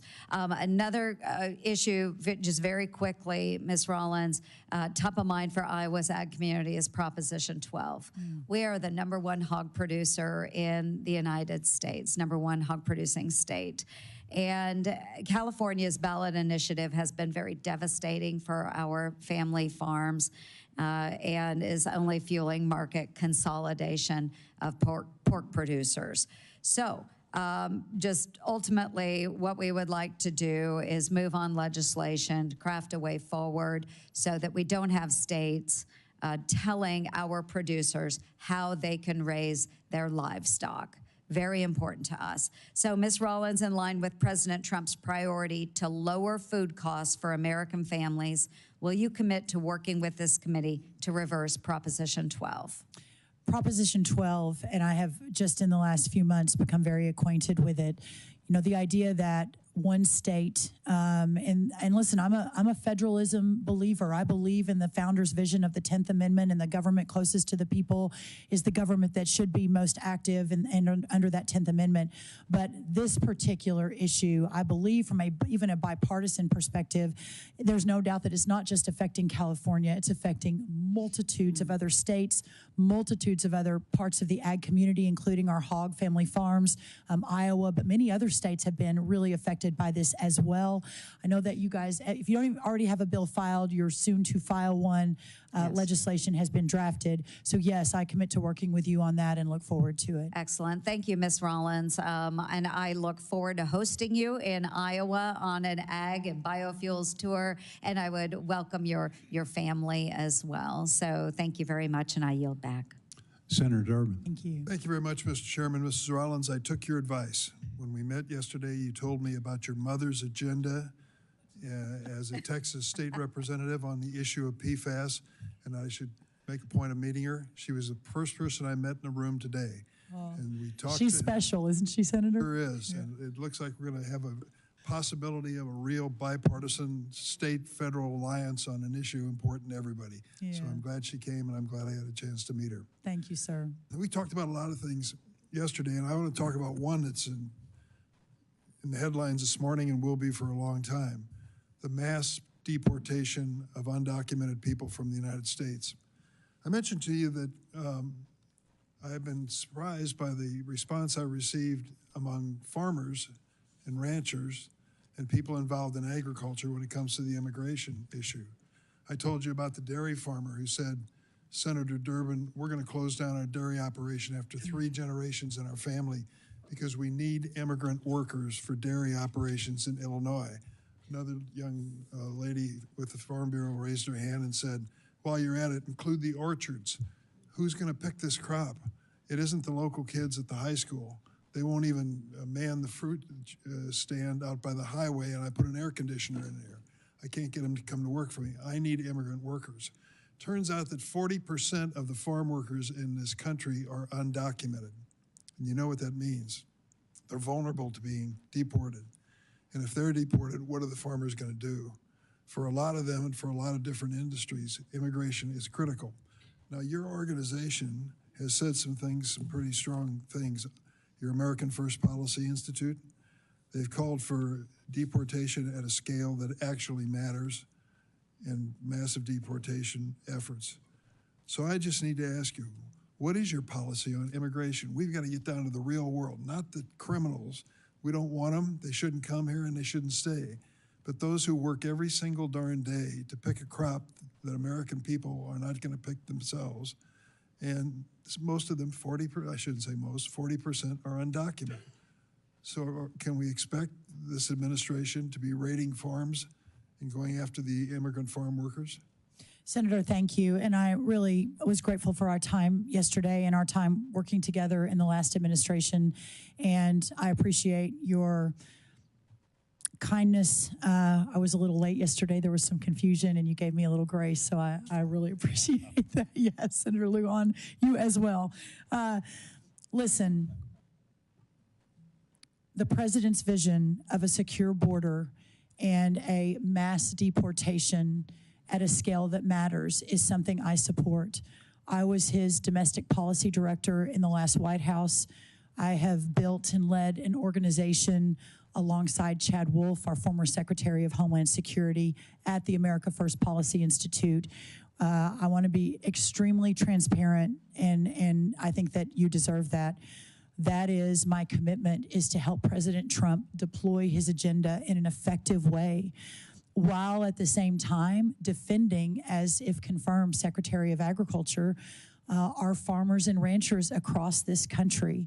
And so having both of those, which you may argue is in conflict, but having both of those as key priorities, my job is to work with, if confirmed, the Secretary of Labor, Lori Chavez-DeRimmer from Oregon, but she herself has family farms in California and Oregon, to work with her on the H-2A program, to also work with all of you to reform and perhaps modernize that H-2A program.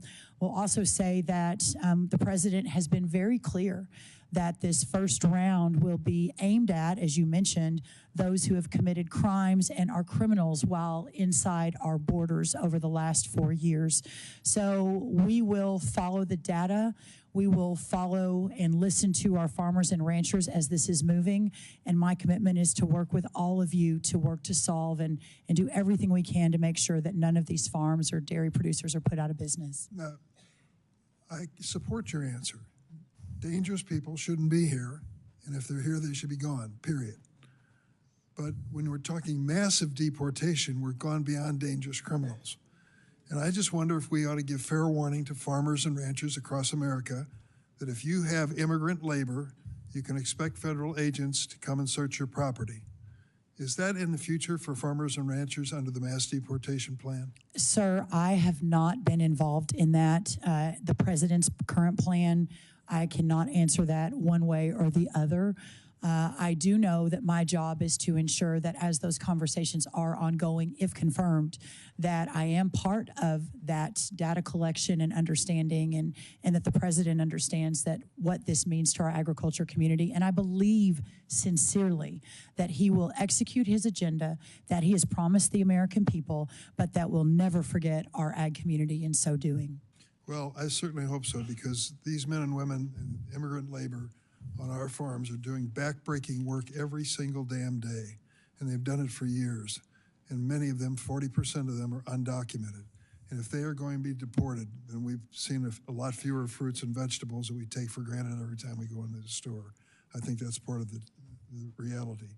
When it comes to the SNAP program, the work requirement and the asset requirements, do you think we ought to apply work and asset requirements to other agricultural programs? Senator Durbin, I look forward to learning more about those. I have actually spent most of my time on SNAP in preparing for this hearing. I'm obviously aware there are 16 other nutrition programs across the United States Department of Agriculture. I look forward to learning more about all of those, meeting with those that are running them, even looking across the agencies to see whom else is working on these projects and ensuring that they are the most effective for those who need them, but also the most efficient for the taxpayer. I'm going to ask one last question. Project 2025, you're familiar with, calls for capping crop insurance payouts to $40,000 per farmer and terminating longtime USDA export promotion programs. What's your position on this Project 2025 proposal? Sir, the America First Policy Institute was not involved at all in Project 2025. We were in no meetings. We were not part of any policy process and had nothing to do with it. And so I'm sorry, I don't know that I can answer that specifically. I will say that my role is to defend farmers and ranchers in our ag communities and our rural communities with everything I have. So as I am looking at all of these programs, aside from anything that other think tanks put together, my commitment is to ensure that we follow the data and protect our ag community. Thank you. Thank you. Senator Hyde-Smith. Thank you, Mr. Chairman, and congratulations. I'm so proud of you and so excited to get to work with you. I think it's really neat that you got the call from President Trump, and I believe you were in Newton, Mississippi. Newton, Mississippi in the Walmart parking lot. That's when the call came. When you got the call on your way to the Auburn game. Yes. And I believe that went into 3 overtimes, if I remember correctly. It did, So- and the Aggies once again ran out of time, which is our November sort of game plan these days. Well, that was a super exciting day. Thank you. For sure, no doubt. And it was so nice to get to meet Mark out at the National Finals Rodeo. Thank you for accepting the invitation to come there. But I want to highlight 2 important things before diving into the questions. And that is the supplemental that was passed before Christmas. And I just want to thank Senator Bozeman. I want to thank Senator Collins on how incredibly important that was to get that into that bill, that $10 billion that will make a total difference in the survival of so many producers throughout the state. So thank you for that. That certainly didn't go unnoticed by the ag world. But I wanted to talk to you about catfish. Mississippi is the top producing state of catfish, our farm-raised catfish, and it's a huge contributor to our rural economy throughout the state. And our neighbors in Arkansas and Alabama, they're right there with us. But unfortunately, the foreign catfish issues, the imports, primarily Vietnam and China, that has really hurt the industry. But my greatest concern was now that it is being inspected by USDA Food Safety and Inspection Service, and it's charged with inspecting all those imported catfish. And I've been very concerned about how that has been implemented. They are far more rigorous than the Food Drug Administration inspection, but the inspection hasn't been at the top of the priority list for the last administration. And that made a big, huge difference because there can be dangerous carcinogens in there, many elements that's harmful to human consumption that was getting by and not inspected. So if confirmed, will you work to ensure that FSIS tightens its imported catfish inspection responsibilities? Yes, ma'am. I really look forward to all aspects of the United States Department of Agriculture, but have heard from several of you that the inspection part of it could be significantly improved, and my commitment is to do everything I can to do just that. We are close to announcing an undersecretary. I should say the president is close to announcing an undersecretary in that role, and I think everyone will be very pleased when that announcement is made, and look forward to hopefully his quick confirmation and letting us get to work, Senator. Wonderful. I fought that for years as we're the top producing state there and as Ag Commissioner in Mississippi. And I also share your commitment, as you mentioned in your testimony, to addressing the H5N1 and the New World screwworm outbreaks as high consequences disease threatening animal agriculture. I've gotten several calls lately on that from producers that are very concerned about that. And I can remember the avian influenza threat, getting the Mississippi flocks bedding. Now that kept me up at night, and I had plenty of foam, plenty of water on standby that if we had the outbreak, we were ready. But I was also involved in reopening beef exports markets after BSE, or the mad cow dissection, and those markets took over a decade to recover when we had countries that did not buy our beef because of that for 13 years until we got that under control. But while much attention is given to the problem of animal disease outbreaks, I want to focus on the key solution that's often overlooked, and that is the importance of USDA veterinarians. And those are so critical. And despite the hiring freeze, those professionals are essential in protecting animal and public health and ensuring food security because of these outbreaks. The vets are currently managing the H5N1 outbreak by testing meat and milk and helping producers with biosecurity practices. But unfortunately, USDA has struggled for years with inadequate veterinarian staffing. And with the animal and plant health inspection and with APHIS, a problem was made worse by a compensation system that the previous secretary described as just uncompetitive in a hearing in last Congress. But I tried to work with the previous administration to begin correcting these serious recruitment and retention problems there. But those efforts were pretty much ignored as well. But it's just extremely frustrating to know how critical it is to make sure we have the safest, cheapest food in the entire world, and it takes inspections to do that. But hopefully that will be better, and I'm going to ask for your commitment on that as it just jeopardizes the American agriculture competitiveness by putting us at further risk for spreading disease. But the shortage affects public health and agricultural the situations we find ourselves in, because we just sit there and hope and pray that we don't get a call that there is an outbreak of anything. The USDA Office of Personnel Management must address these veterinary personnel challenges. So my question is, will you commit to working with me toward timely and meaningful solutions, of course, that would be in line with the President's agenda toward this personnel for these veterinarians that we need at USDA?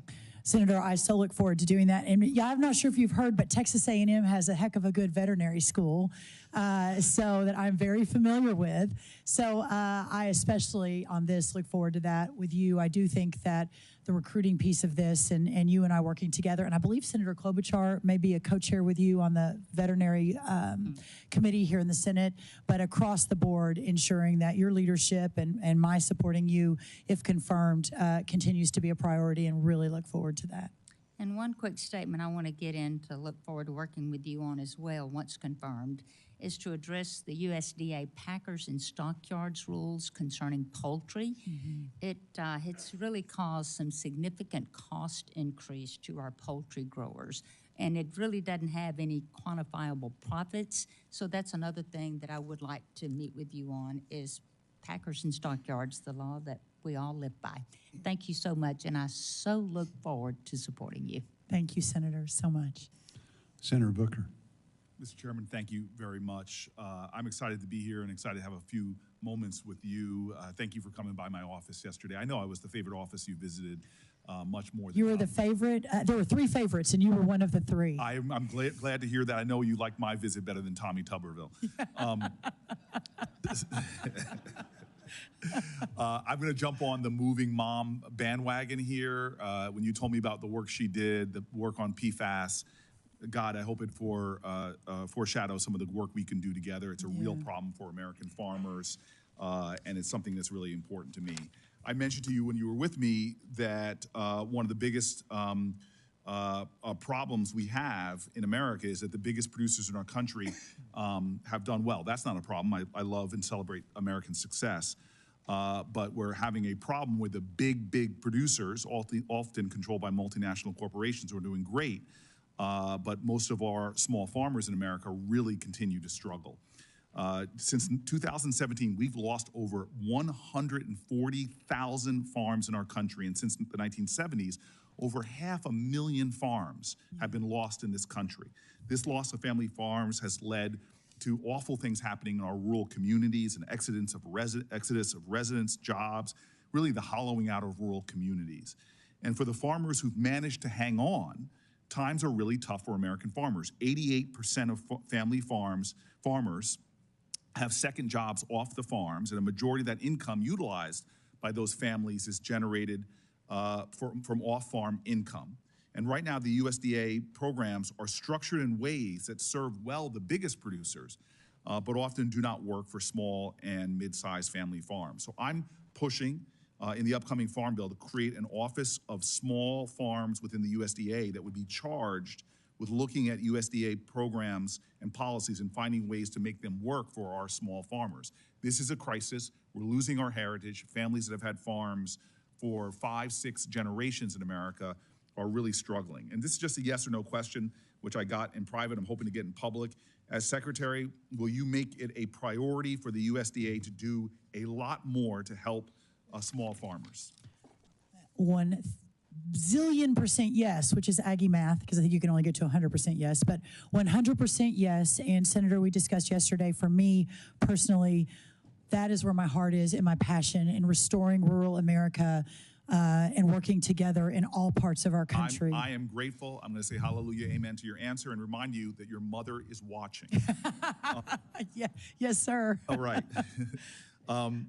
So as you know, we're also facing a global hunger crisis. Millions of people are in desperate need of food. For the past several years, Senator Boozman and I have worked closely with the USDA to increase and expedite the USDA's purchase of commodities such as rice and wheat from U.S. farmers for shipment to countries where people are really suffering near famine-like conditions. It's a win-win for us. The USDA purchases really help our farmers, and at the same time, we're able to provide life-saving food to children and families around the globe. I know that you and I share a deep faith. It's a motivation behind what we do in our work, and you believe that the gospel calls on us to help people in need, but it's also a national security issue for America and helping to stabilize other nations that are facing crises.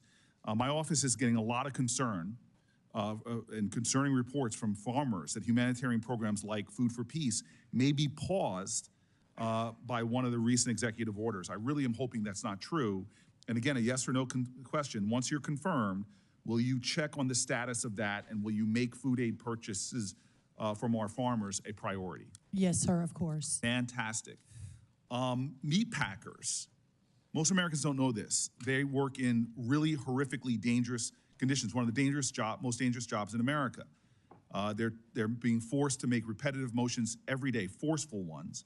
The USDA published recently a report showing that at current line speeds, 81% of chicken processing plant workers are at an elevated risk, significantly so, of developing debilitating upper body disorders and things like carpal tunnel syndrome.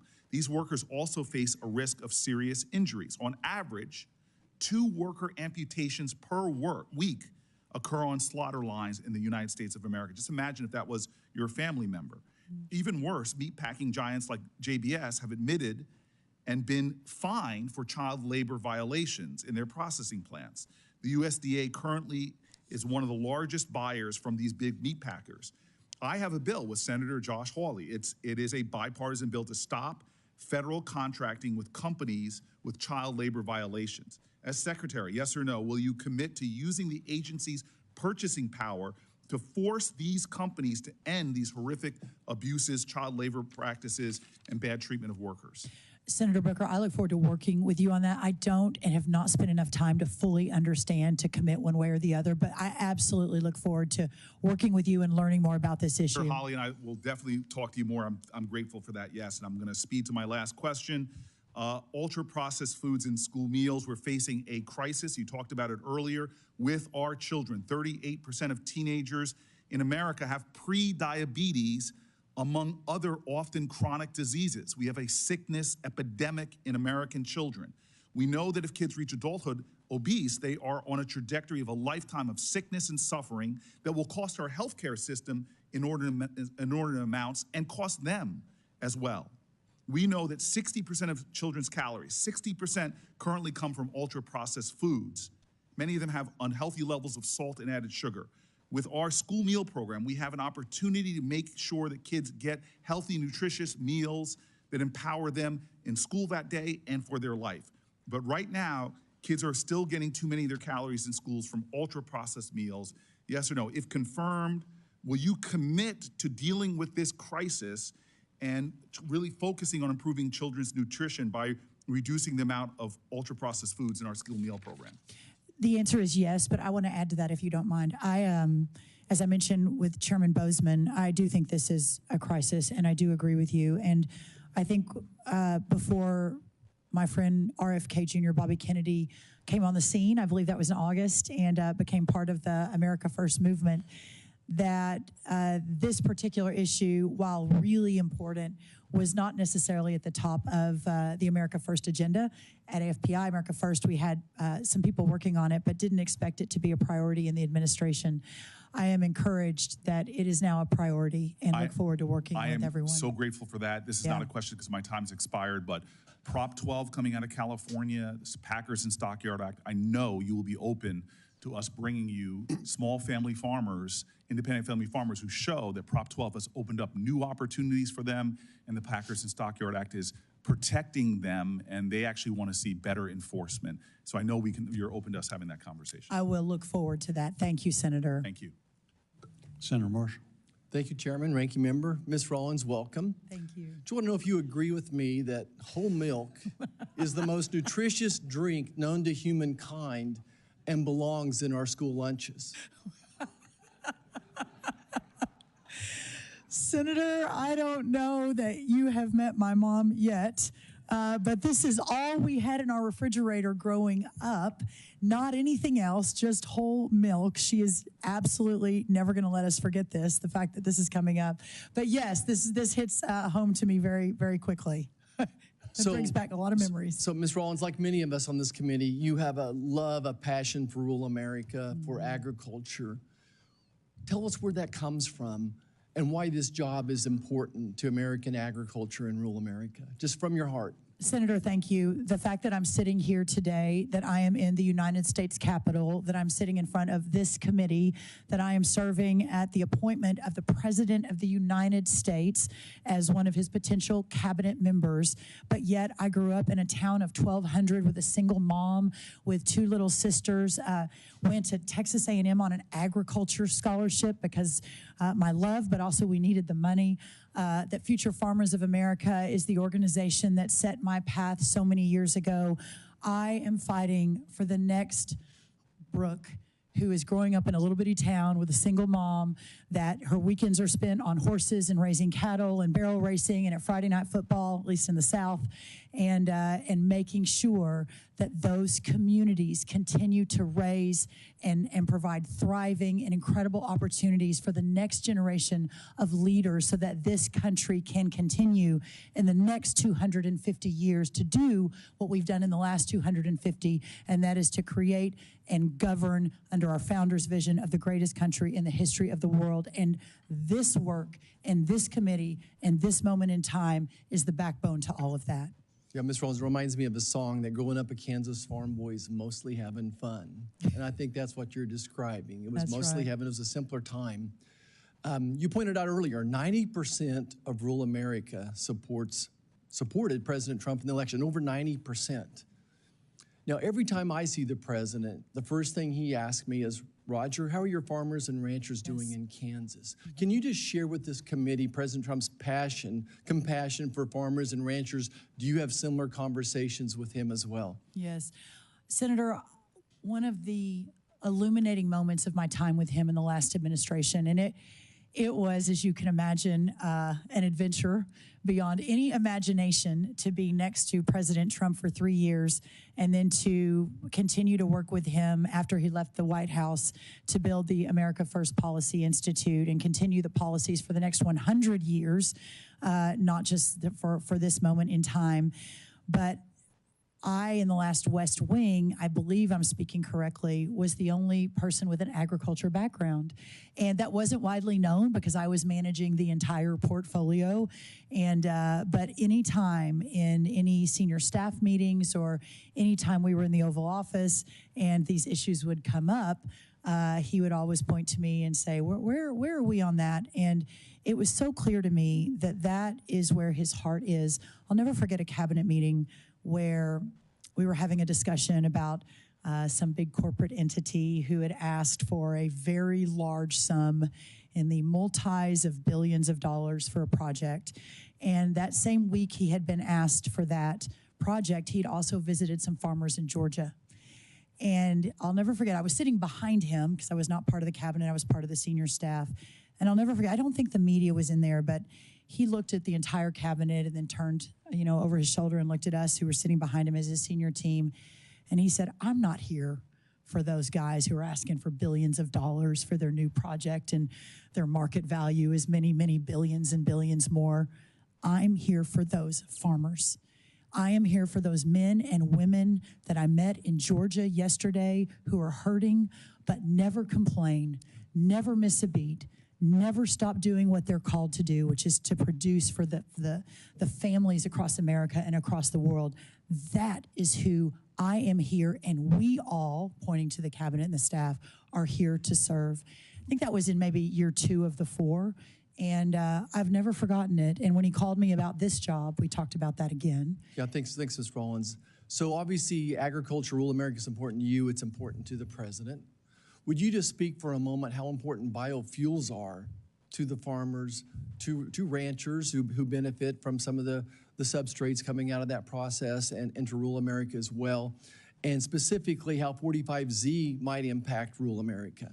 I think that everyone knows where the president is on this, and he often jokes that there were a lot of meetings. I think a lot of you were in. Senator Grassley, I know you were in many of those in the last White House, making sure that the president fully understood the importance of exactly what you're talking about, Senator, on biofuels and especially to our farmers. I believe that in the last 48 hours, one of his executive orders on energy actually included a mention of biofuels. And also, my role, if confirmed, is to defend all of American agriculture. So I believe, Senator, that you and others who hail from these states where this is a driver for your farmers and your ranchers and your economy should feel very confident that you have a friend and a defender in this current administration to make sure this continues. 45Z, obviously, my friend Scott Bessent, if confirmed over at Treasury, will be working on that. That's in his purview, but I will ensure that he has the data and the voices and the opinions around him to make the right decision. Yeah, just one more quick comment on the 45Z is that certainly what we don't want is China to benefit from it. Correct. Which is happening right now. We can go into that in more detail later as well. And by the way, I was just sitting here thinking, I remember President Trump's, the first primary back in 16 in Iowa, I believe he came out, was the candidate that came out in favor of biofuels as well, as I recall. That's right. Let's finish up on the regulatory environment. Boy, I'm not sure if anything's a bigger concern to the American farmer right now than the regulatory environment. And the 2 hot button issues have been WOTUS, Waters of the U.S., and the Endangered Species Act. Can you tell us what your involvement was in rolling back that WOTUS regulation with the previous administration? And that, I think, is a good example going forward, what will be happening. I will, and I appreciate that so much because I do have extensive experience in many of these regulatory programs that in the last administration we worked to make roll back, but also align better for the needs of our ag communities and ensure that the Waters of the United States rule did not put more farmers out of business. Same with the Endangered Species Act. I know that that's also a big issue in our forestry lane as well. So I really encourage and look forward in my policy heart is very happy at the opportunity to make those better, to understand the harm and follow the data on it, and really work with all of you to try to solve for that in the next 4 years. Senator Schiff. Thank you, Mr. Chairman. And at the outset, I want to tell you how very grateful I am to serve on this committee. California has not had a senator on the Agriculture Committee for over 30 years. And as a leading agricultural state, I'm really proud of the industry and all the people who work in it, and grateful to have a chance to represent them on this committee. And Senator Marshall, I wanted to tell you that a California legislator once made a name for himself by drinking a beaker of malathion to demonstrate his view that he thought it was that safe. I will not be doing that today. Ms. Rollins, thank you for being here today. When we met earlier this month to discuss your nomination, firefighters in Southern California had just begun efforts to contain 2 blazes. As we know now, this was only the beginning of what would ultimately amount to one of the most devastating wildfire disasters in the state's history, if not the nation's history. Over the last 2.5 weeks in LA, it's been difficult for me to put into words how truly catastrophic these fires have been. Just the scope of them is beyond anything I would have ever imagined. Whole neighborhoods and communities just wiped out. The Forest Service has been playing an amazing role in the emergency response efforts, working hand in hand with state and local partners to secure resources and personnel. To aid California's wildfire response this month, the Forest Service deployed 2,300 federal firefighters, 12 large air tankers, 20 helicopters, 6 scoopers, and 8 modular airborne firefighting aircraft. Without these federal resources, the devastation in LA would have been far worse, and we're not done with it yet. We had the outbreak of another fire just yesterday. If confirmed as secretary, are you committed to deploying the same emergency resources to fight wildfires in blue states that would be deployed to fight wildfires in red states? Can we count on you not to discriminate among states in the vigor of the federal response?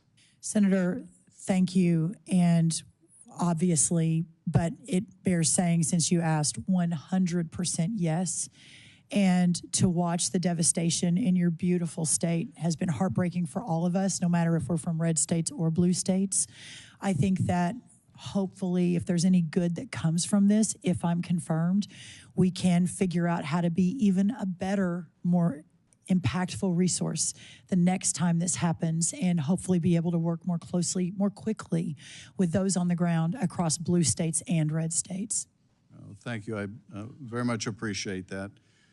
Wildland firefighters have been putting their lives on the line to protect my communities back home.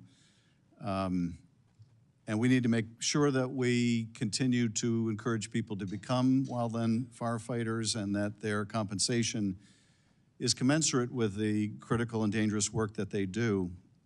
I was speaking with one firefighter who was, I think, an LA fire department firefighter, not a wildland firefighter, but nonetheless facing the same risks, who told me that he wasn't sure he was going to make it out alive, that there were fires in front of him and behind him. His communications equipment was in and out.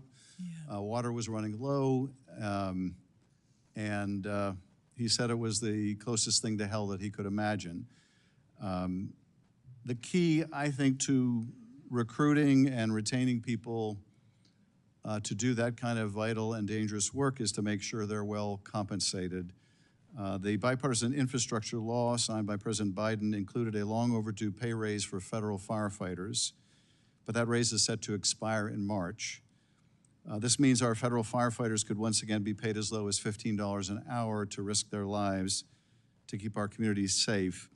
If confirmed as secretary, are you committed to fighting to extend the pay increase so that we continue to recruit and retain these wildland firefighters?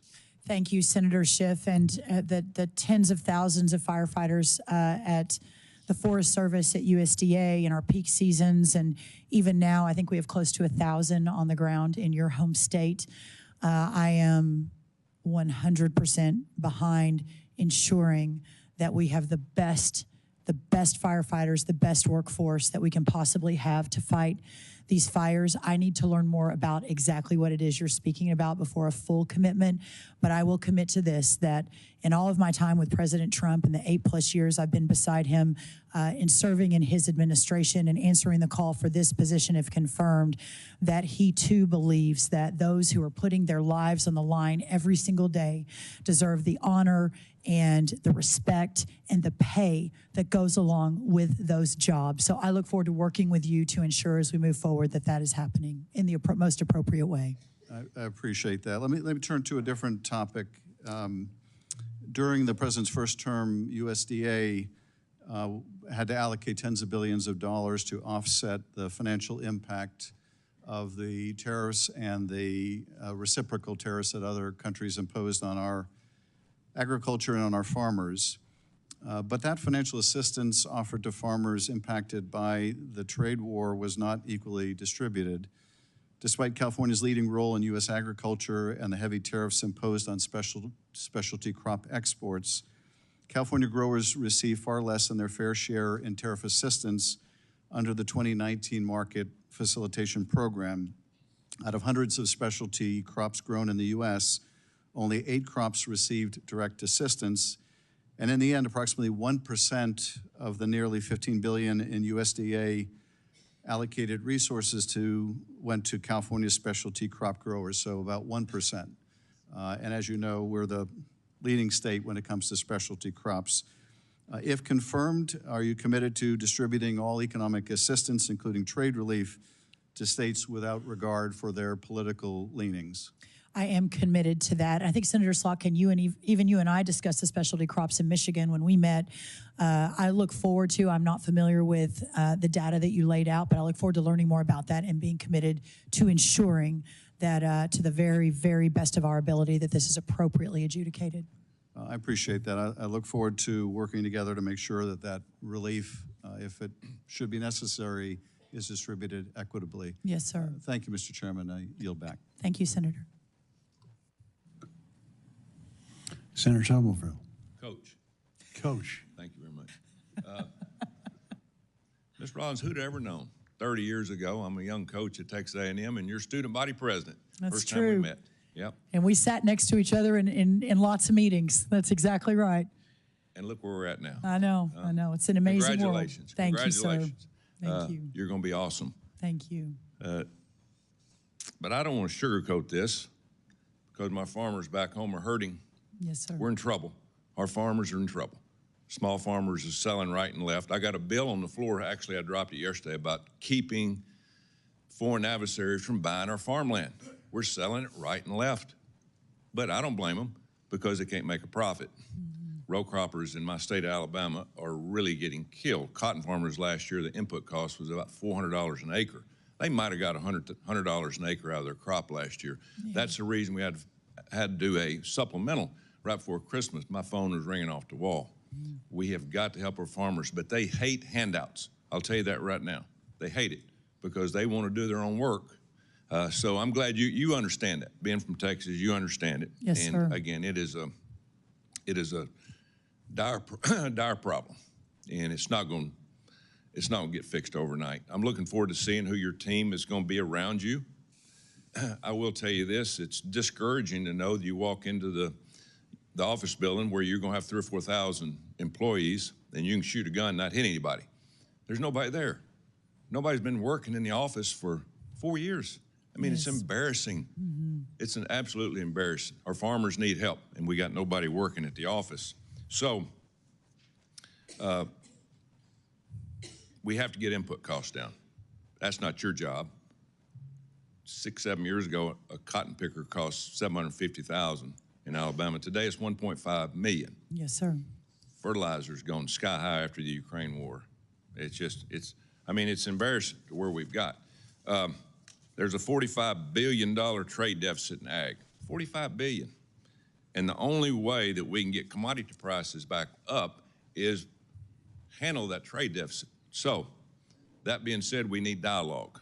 If confirmed, will you commit on doing dialogue with President Trump and the people around ag to get our farmers an opportunity to have a better better price for their crop.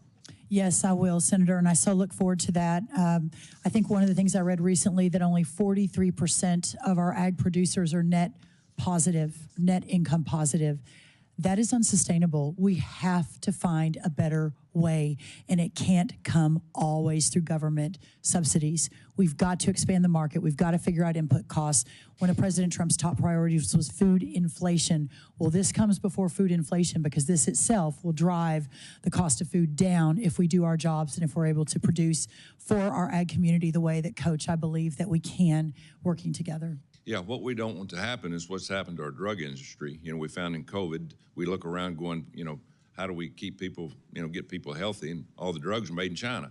And we're going to end up in the same situation if we don't wake up and smell the roses. It's going to happen. Yeah. Again, people are selling right and left, and you can't blame them. Our small farms are going to end up being corporations like the packing houses. We only, got 3 companies now that are meat packers, and one of them's owned by China. We're headed in a direction of unknown, and it's going to take leadership from your office to get that back on the right track. Our forest industry in my state, $36 billion a year.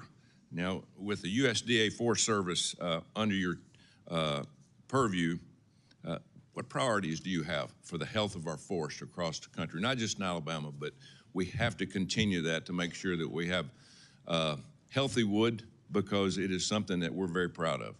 I know that's really important to Alabama and many of the other states that are represented here and across the United States Senate. My commitment is to hire an A++ team. We've already announced our Undersecretary, Mike Boren, for this position. I have great faith in his leadership. He is a businessman, and I think bringing to the table, hopefully with a quick confirmation process from all of you, he will bring to the table a team that will take our great firefighters in the Forest Service and hopefully realign and reorganize in a way that makes the Forest Service, including forest management, more productive, more efficient, more effective, so that we don't have the issues that we've had in these last number of years, and especially for our great producers in your state and other states. Keyword, forest management. Key 2 words. We've got to manage our forest, do it the right way. American people across the country that are not in this business they shouldn't have to pay for everything the mistakes that we make. We're broke. We're $36 trillion in debt, and it's getting worse. That's right. Every day. And we're printing $80,000 a second, by the way, and we can't sustain that. Government's way too big. Disaster relief. Disaster relief. If we've had problems with tornadoes or floods or whatever in my state, it takes at least 3 years at times to get any kind of disaster relief. 3 years. And you know as well as I do, farmers borrow money from banks for a crop, and those bankers are looking around going, where's our money? Well, we're waiting for disaster relief. The bankers shouldn't have to deal with that, nor should the farmers. But I think there has to be a better plan for that at the end of the day. And I'm throwing all your problems out to you. You probably don't want to hear that, but we got a lot of problems that need to be fixed. Well, Senator, Coach, I believe that you and I having a conversation with our Commander-in-Chief and the fact that it's taking 3 years to get relief will be unacceptable to him. It is unacceptable to me, and I look forward to working with you to ensure that we do better, much, much better than that. Thank you. Good luck. Thank you, sir. Thank you. Senator Welsh.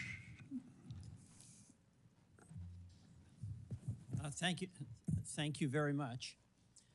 I don't want the coach to be upset, but when you ask the question, how did you both get here? I kind of get it, how you got here. I'm still trying to figure out about the coach. How Coach got here? But you did another thing that really is astonishing. Senator Cruz gave you a very nice introduction. And I didn't know something that he's kept on the down low. He actually has a sense of humor. So this is a pretty astonishing hearing. It's a new day. It is.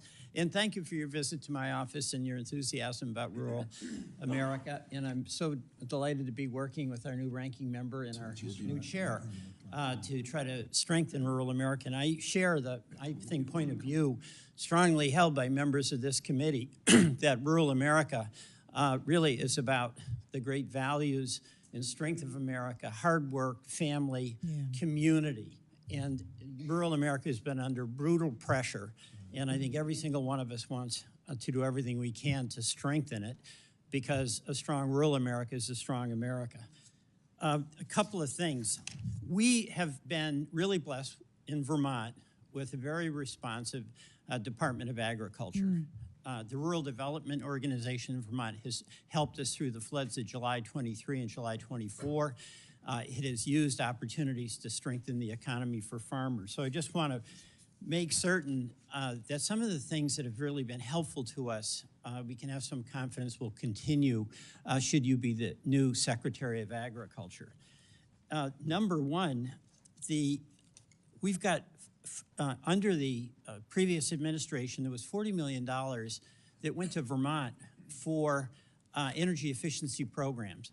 And we don't have to have a debate about climate change and whether it's real or not, but my view is this: agriculture and our farmers can help us deal with the weather events that are enormous by doing things where they get income to sequester carbon.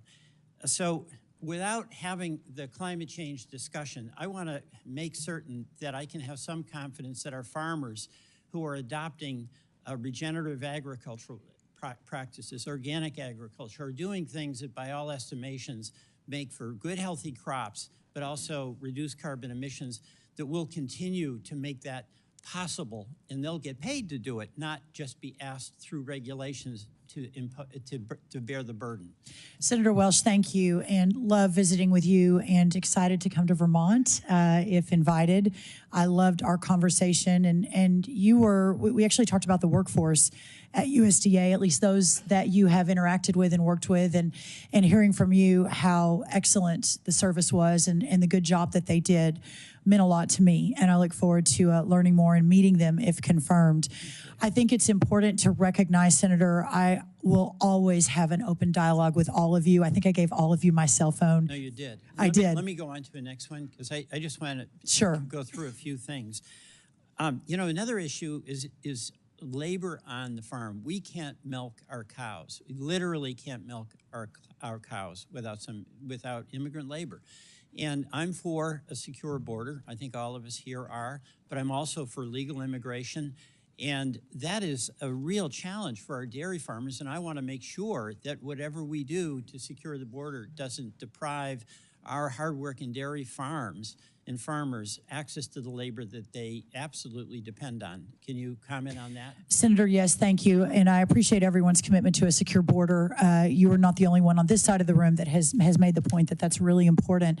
But I know there is great concern amongst our ag community on what immigration under President Trump will look like. My commitment to you is this, that understanding the data and understanding the impact of those in the ag community, dairy farms, I think especially are concerned, but everybody is, ensuring that we're working with the nominee over at Labor, Lori Chavez-Drimmer, who is from Oregon. So we will work together on that. Yes, sir. And you appreciate the importance of having access to that labor for our dairy farms and others as well. I know that these cows need to be milked 24 hours a day, 7 days a week. It doesn't go away. If there's no one to milk them, that's big trouble. All right. Another thing, a shared view that a lot of the incredible challenges farmers have are because they don't control the weather. And a lot of our small farmers, our vegetable farmers, they don't have an insurance program that works for them. The insurance program for some of our vegetable folks, they would only get paid wholesale or reimbursed wholesale when they sell at farmers markets at retail. And also they would have this incredible documentation process there where they had to say how many tomatoes they had, how many beets they had. I've introduced the Weather Act as an effort to try to streamline the reporting requirements, and I'm not going to ask you for the details on that, but we have to have insurance programs that help not just the big commodities, which is a challenge and an obligation we have, but the smaller farmers that are the future. Can I count on working with you on that? Well, streamline, the word streamline is my love language. So yes, you and I will absolutely work together on that. And we've spent a lot of time this morning talking to everyone about restoring rural America and how important that is to the next 250 years of our country. That will happen because of our small family farms and our rural ranchers. You know, and another issue for young farmers, it's so hard for a young person to get into farming, Yes, largely sir. because they can't get the farmland. And there's a lot of concern expressed here, and I share it, about Chinese possibly buying up. But you know who's buying it up? It's private equity. I want farmers to be able to buy a farmland. I mean, is that of concern to you? I know having access to farmland for young farmers is, but China may be a threat, but private equity is a threat too. Care to comment? Sir, thank you. The average farmer today, the average age is 58 years old. If we really think we're going to have a sustainable, thriving ag community in 20 or 30 or 50 years after you and I are probably have gone to meet our maker, then we have to reverse that trend. Okay, and the last topic in this round, rural broadband. Yes, it sir. has made such a difference for rural Vermont and for our farm communities. And your department has played a major role in facilitating that. We have to continue that and get that last barn on the longest dirt road wired so they have the advantages that come with access to the internet. Care to comment? 100% agree. Okay, thank you very much. Thank you, Appreciate Senator. Thank you. Senator Justice. Well, first and foremost, to all those on this committee, you know, I thank you for allowing me to be on the committee. I thank Leader Thune, and I thank anyone that was responsible for me being here. You know, I am a plain-spoken individual. I am hung up all the time on the truth. And I will promise you with all in me that I know a tremendous amount about agriculture. You know, I think about, and Brooke, I can't call you Mrs. Rollins. I could call you Secretary. Call me Brooke. You know, and I've asked you over and over to call me Yes, sir. Jim. Yes, sir. You know, and but I would just tell you just this: all that's going to fall in your empire is astronomical. That's all there is to it. You know, I am amazed with President Trump's nominees, and that's all there is to it. They're qualified. They're absolutely experienced. They absolutely have what Brooke has. She's stuck on. Anybody that can't see that is absolutely not looking. She approaches it with positiveness and a big smile. And so all of you that came, especially all of her family, you know, I am not amazed in any way. I know she's infectious around every last one of you. And absolutely you will be a tremendous secretary. That's all there is to it. Now let me just say, let me deviate just a little bit. And let me just tell you just this. And this is my view. The American family farm has got to be protected like none other. Right today, right now, you know, what we have is the average size of the American family farm is 450 plus or minus acres. Now you just think about it. What are they doing right now? What are they doing right now? You know, maybe in Wyoming, it may very well be 30 below zero. And they're out on a snowmobile or a horse trying to feed their cattle. And maybe if they were a dairyman wherever, or you know, or lady, wherever it may be, there's never a day off. Never a day off. The cows have to be milked. There is never a day off. And whether it be maybe just that little farm that's sitting, trying to figure out how in the world, with fertilizer prices or whatever it may be, how in the world can we make ends come out or ends work? And just think about this. They're probably driving a 12-year-old pickup truck. They're trying every way they possibly can, and every year they're in a Texas Hold'em game where they shove everything all in, every single year. Now, with all that being said, just think about it. What happens if we lose our American small farm? What happens to where do we go? You know, corporate interests and on and on and on. They're a productive engine like you can't imagine on the planet. You can never imagine their productivity. They're a treasure to every single last one of us. And we better protect them and keep them on that farm. You know, they can cash out today with their land, most all, and have a lifestyle that is so much better than their earnings every single year. And why do they do it? They do it because of one thing. They love what they do. They're the best of the best, and they love what they do. And we got to keep them there, and we got to protect them in every single way. I know it in my heart, and I believe it with all my soul. You know, if you'll just step back and look, the grocery stores a mile long, food beyond belief. Now, I know we've had an increase in food prices, and we need to do something about that if we possibly can. But with all that, we enjoy a luxury that is off the chart. That what we throw away, many around the world would beg to have what we throw away. It's a luxury beyond belief. And that small farm that I'm talking about provides us that luxury. And Brooke, I've really only got one question for you, and it's just this. And I don't have enough time to go into all the specifics, but from a value-added standpoint, you know, if I could deviate just a second to forestry, and I look forward to telling you about this because I've got a plan that really could very well help bring our furniture manufacturing, our cabinetry, you know, our flooring manufacturing back from it being in China, Vietnam, and Mexico, where we've lost it all for all practical purposes, back to us. We'll talk about that.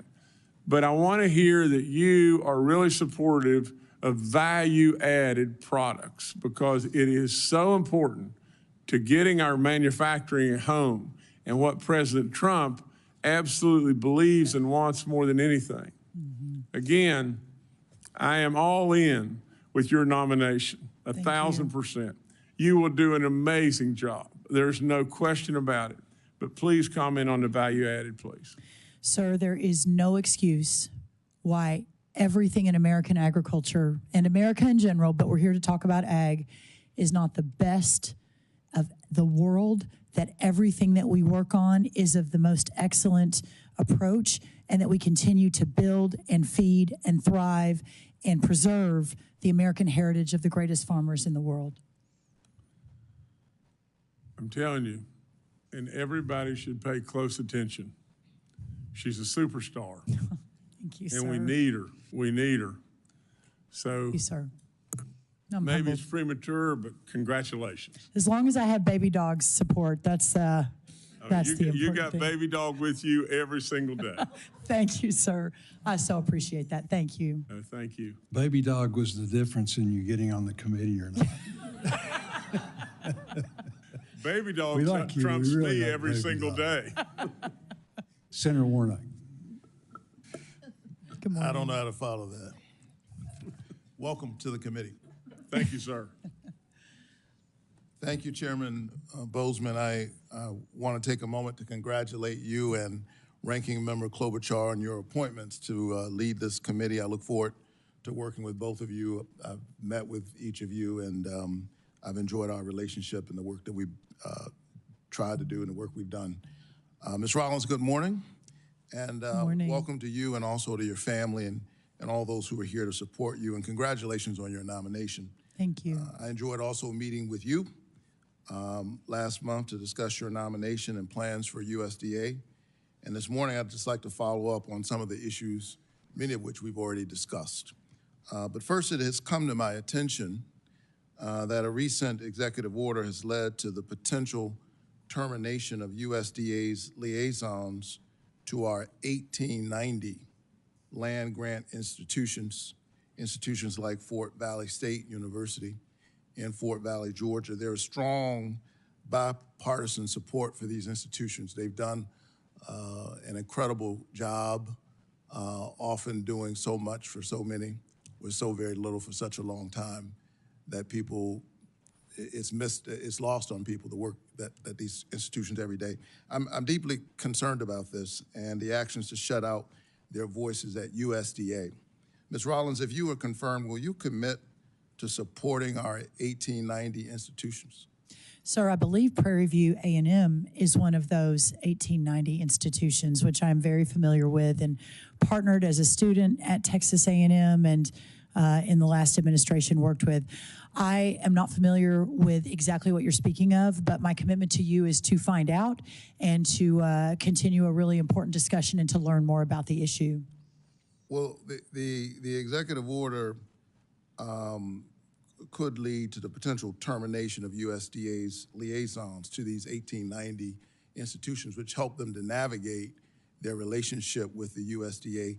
Can I have your commitment to protect those who serve these institutions at the USDA? Again, sir, I would want to know more and understand more before I can make that commitment, but clearly those institutions are important. They are bipartisan supported, and you have my commitment to have a very robust dialogue at any moment, any time of day or night to ensure that we have all the data as we're making any decisions. I appreciate that. I've had good relationships and good work, bipartisan work, supporting these institutions, and I hope you'll keep your eye on that issue. I will. Last year, I worked hard with my colleagues in a bipartisan manner to provide $21 billion to help farmers recover from natural disasters like Hurricane Helene. Farmers, as you know, do incredible work. It's a tough business. There's so much you don't control. The margins are narrow, and so I do everything I can to protect my growers in Georgia. I cannot overstate how critical it is for USDA to distribute this assistance, this disaster assistance to Georgia farmers as quickly as possible, but also as equitably as possible. If confirmed, briefly, because I want to get through these questions, how will you work to ensure disaster assistance is distributed both swiftly and equitably? Yes, sir, thank you, and I'll try to answer quickly so we can go on. The day I got the call from President Trump, it was Saturday, November 23rd. We were in our motorhome traveling across the country to an Aggie football game. Within a few hours of accepting the nomination, I began to immediately pivot to how do we distribute this disaster and so important economic aid, working with a few of the senators on this committee. Clearly, I am not confirmed yet, so this is going to await my arrival. But in the meantime, sir, we've already announced the undersecretary who worked on this in the last Trump administration, who is already building the team who distributed these funds, so they know what they're doing. We're not reinventing the wheel. Well, will you work with our state agriculture committee, commissioner, to ensure Georgia producers, including our foresters, have the support they need from USDA to get that assistance without having to jump through a bunch of bureaucratic hoops? Of course. And will you also commit to equitably getting that assistance to all eligible farmers, including those who've been historically left out of USDA assistance, often due to discrimination? Sir, we will follow the law and ensure that that is the case. Is that a yes or a no? Yes. So let me move on to the next subject. Thanks so much. Fighting hunger has long been a part of my life's work, long before I was elected to the Senate. As you know, I'm a pastor, and the one miracle story that's in all the Gospels, all four, is the feeding of the 5,000. That's right. And so I constantly hear from Georgia farmers, Georgia families, about how their dollar just doesn't go as far at the grocery store as it used to. The average Georgian participating in SNAP, a food assistance program that provides critical nutrition aid to our most vulnerable families, has about $6.15 a day to spend on food. In your view, is $6.15 a day adequate to avoid hunger for Georgia families? Sir, this is a supplemental program. I am just getting my arms around it. There is few that will be in my role, if confirmed, that have a passion for this more than I do. Serving those who are most in need, as you and I discussed in your office, is a driving force of my entire life. It almost sent me to seminary, but I ended up in public policy instead. So you have my wholehearted commitment to look and ensure that the people who need this the most are receiving it in the best way possible, but at the same time ensuring that all of the tax dollars that are spent on it are also spent in the best way possible. One of the things, as these families struggle, one of the things that I'm concerned about are proposals to slash this critical assistance and create additional work verification red tape for families participating in these programs. Do you think creating more bureaucratic red tape for families will help them purchase nutritious food? I think it's extremely important that we take a wholesale look at every one of these programs and ensure that they are serving the people that are needing the programs and that they are the safety net they're truly set out to be. Obviously, I do not like the words bureaucracy or red tape, but ensuring that we have set up the appropriate lifelines and the appropriate structure so that we can get these resources to the families that need them the most. As we talk about work requirements, and I support work, I was raised by a father and a mother with commitment, who had a serious work ethic. But we want to help these families have a basic safety net. Most poor people are children. I think it's important to remember that. Most poor people are children. SNAP lifts children, seniors, veterans, and folks with disabilities out of poverty, and is proven to reduce healthcare costs and stimulate our local economies. If you are confirmed, I hope we can find ways to work together to ensure our most vulnerable families and our neighbors can afford groceries. I think as someone, again, who preaches the parable of, not the parable, but the miracle of the feeding of the 5,000, I think it's the right thing to do, but I also think it's a smart thing to do. Yes, sir. You have my commitment, and my friend Dr. Alveda King is here, and we have spoken of that multiples of times. So looking forward to working with everyone. I'm her family's pastor. Yes, sir. I'm very well aware. Thank you. Senator Grassley. Yeah. Congratulations. Like other senators, I think you'll do a good job. Thank you, sir. Want to start out by thanking you, like Senator Durbin did, for during the Trump administration, working with us on the First Step Act. You were actively involved in a lot of those negotiations between Democrats and Republicans on the Hill here, as well as between us and the first Trump administration. You worked hard. I noticed after you took the oath, the first question you got was, you going to answer our letters. Remember what I told you in my office? Oh, yes, sir. As I tell every confirmed person coming to my office that you ought to say maybe, because I pointed out to you how I had 158 letters to the Justice Department that are still unanswered. So Yes, they said yes, but they turned out to be liars. And that's true of Republican and Democrat administrations generally. So I hope you'll, since you said I do, you'll tell all your colleagues in the cabinet the same darn thing, or they're going to be liars. So Yes, sir. I hear you loud and clear, and I have to believe with 100,000 employees at USDA, we'll be able to answer your letters to the best of my ability, sir. But yes. Now, at least one other person, my colleague, Senator Ernst, has brought up the importance of whistleblowers, the information she got from them. I'm not sure that I want to ask you a question. I just want to tell you what is on my mind, and that is you've got tens of thousands of people working under you. You can't know what they do, and you ought to listen to whistleblowers, and it's not you yourself listening to whistleblowers, it's you establishing a culture within your agency that middle management's going to listen to whistleblowers, because then they don't have to come and bother me. I got 38 investigations going. Most of it have come from whistleblower information about fraud or about the law not being followed or misspending of money and all that. So listen to whistleblowers, will you? Yes, sir. You have my 100% commitment. We talked about it in your office, and I really look forward to that. Yeah. The next thing is the legal term actively engaged in farming is not enforced. We got too many people on Wall Street getting farm payments that shouldn't be getting them. So I want you to make sure that all of this manipulation that has gone on in the Department of Agriculture under both Republicans and Democrats to dilute the term actively engaged, and I'm being a little facetious when I say this, but you ought to at least have dirt under your fingernails if you're going to get payments from the taxpayers for your farming operation. So I expect actively engaged to be fully enforced by you, And however it's been diluted, you ought to take a look at it and make sure that it is stiffer than what it otherwise was.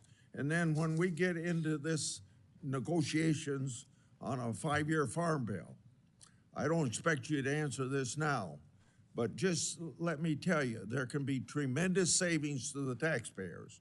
And you can even discuss this with Mr. Musk of Doge, and you can discuss it with people at OMB.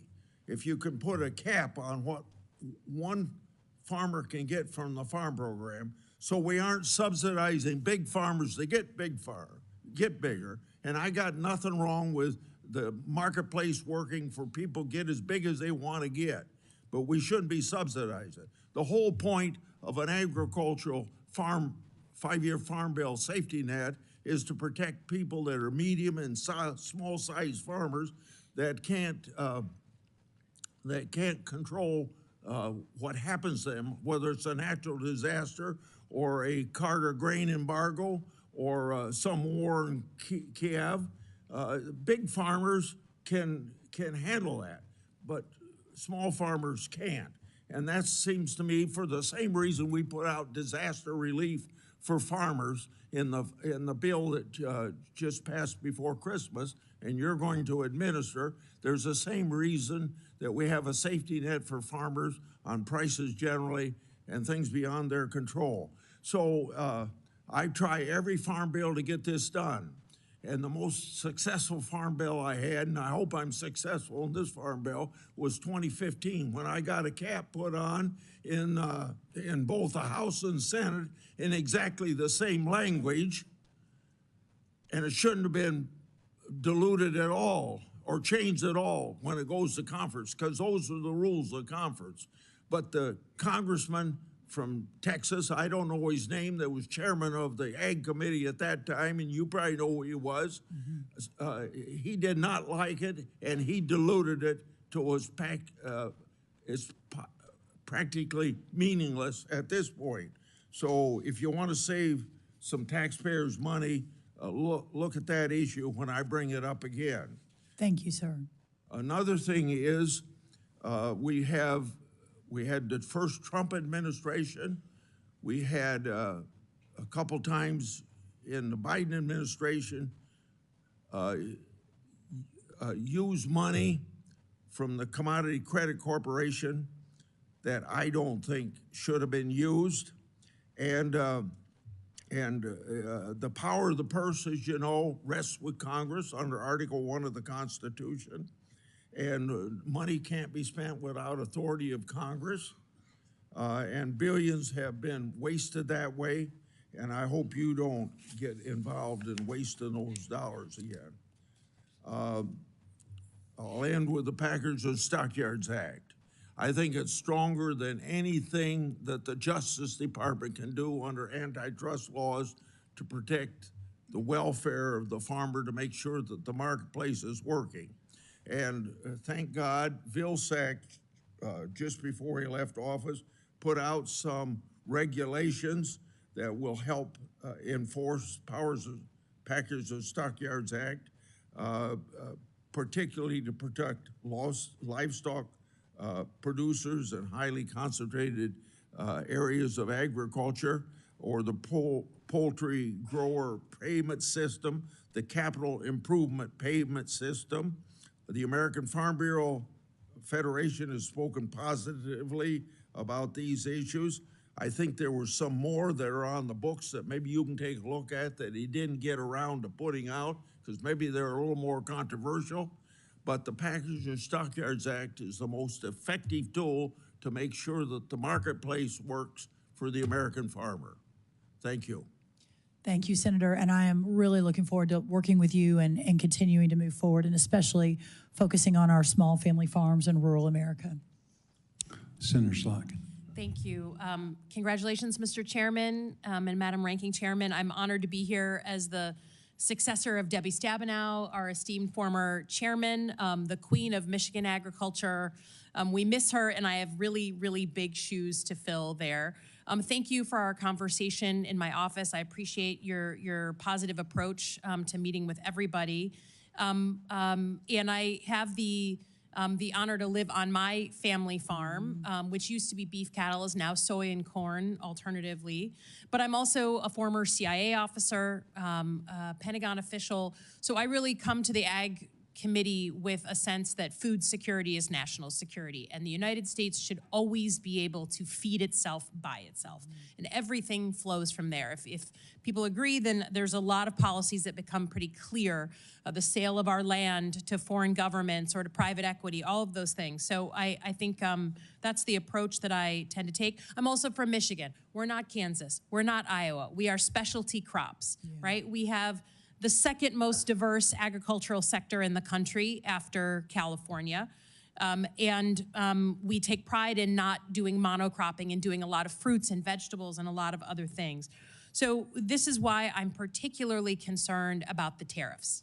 Everyone's talking about tariffs. Mr. Trump is throwing them around, and I just want to review the bidding to make sure, particularly with your agency, that we're all on the same page on what happened the last time President Trump put on tariffs, what happened specifically to our farmers. So just to review the bidding, President Trump announced 25% tariffs on Chinese products, batteries, TVs, medical devices. Again, I certainly understand the instinct as a CIA officer, right? I want to push back on China. China retaliated and put 25% tariffs on soybeans, fruits, pork, and some other items. Then we got into a trade war. We started adding more things to the list. They started adding more things to the list. It went on and on and on and back and forth. Suddenly our farmers across the country are screaming bloody murder because the markets that they used to have access to, no one wanted to buy our stuff because it had that 25% tariff. We felt that very acutely. So what did we do? Because we felt, under the Trump administration, people rightfully felt like our farmers were getting the shaft here. They raided the CCC account, the emergency rainy day account that you will have, control over, for $23 billion to give subsidies to our farmers. So we put on the tariff, got into a trade war, ended up, our farmers were in trouble, we paid them off. And everyone's here has said, no farmer wants a subsidy, they want to work, right? They want to get paid a fair rate for their crop. That emergency fund is the same fund that helps us with things like avian flu that we're now dealing with all over the country. So you can imagine, as a Michigander, the throwing around of tariffs, particularly with Canada, Mexico, a bunch of other places. I'm trepidatious that this is going to come back to our farmers. And when you get confirmed, and it looks like you will swear an oath to the Constitution of the United States, not to President Trump. So can you say, I know you've said it, but for the Michiganders watching, that you will throw your body in front of the bus to make sure that any political talking point on tariffs that may sound good is actually truly tested against how it will impact our farmers like it was not last time around? Senator, I appreciate your passion. I share it. And I think we are similar in a lot of ways. And yes, my commitment is that there will be no sleeping, that we will work around the clock to ensure that our ag communities across this country are represented in those discussions and at the table. And I will do everything in my power to elevate, preserve, honor, conserve that backbone of America. Yeah, I just want to know that, you have a good relationship with President Trump, and that's a value add. So use it to help our farmers, not just a political talking point. We all want to punch back on China, most of us. Mm-hmm. But it's got to fit reality here and not end up boomeranging on us like it did last time.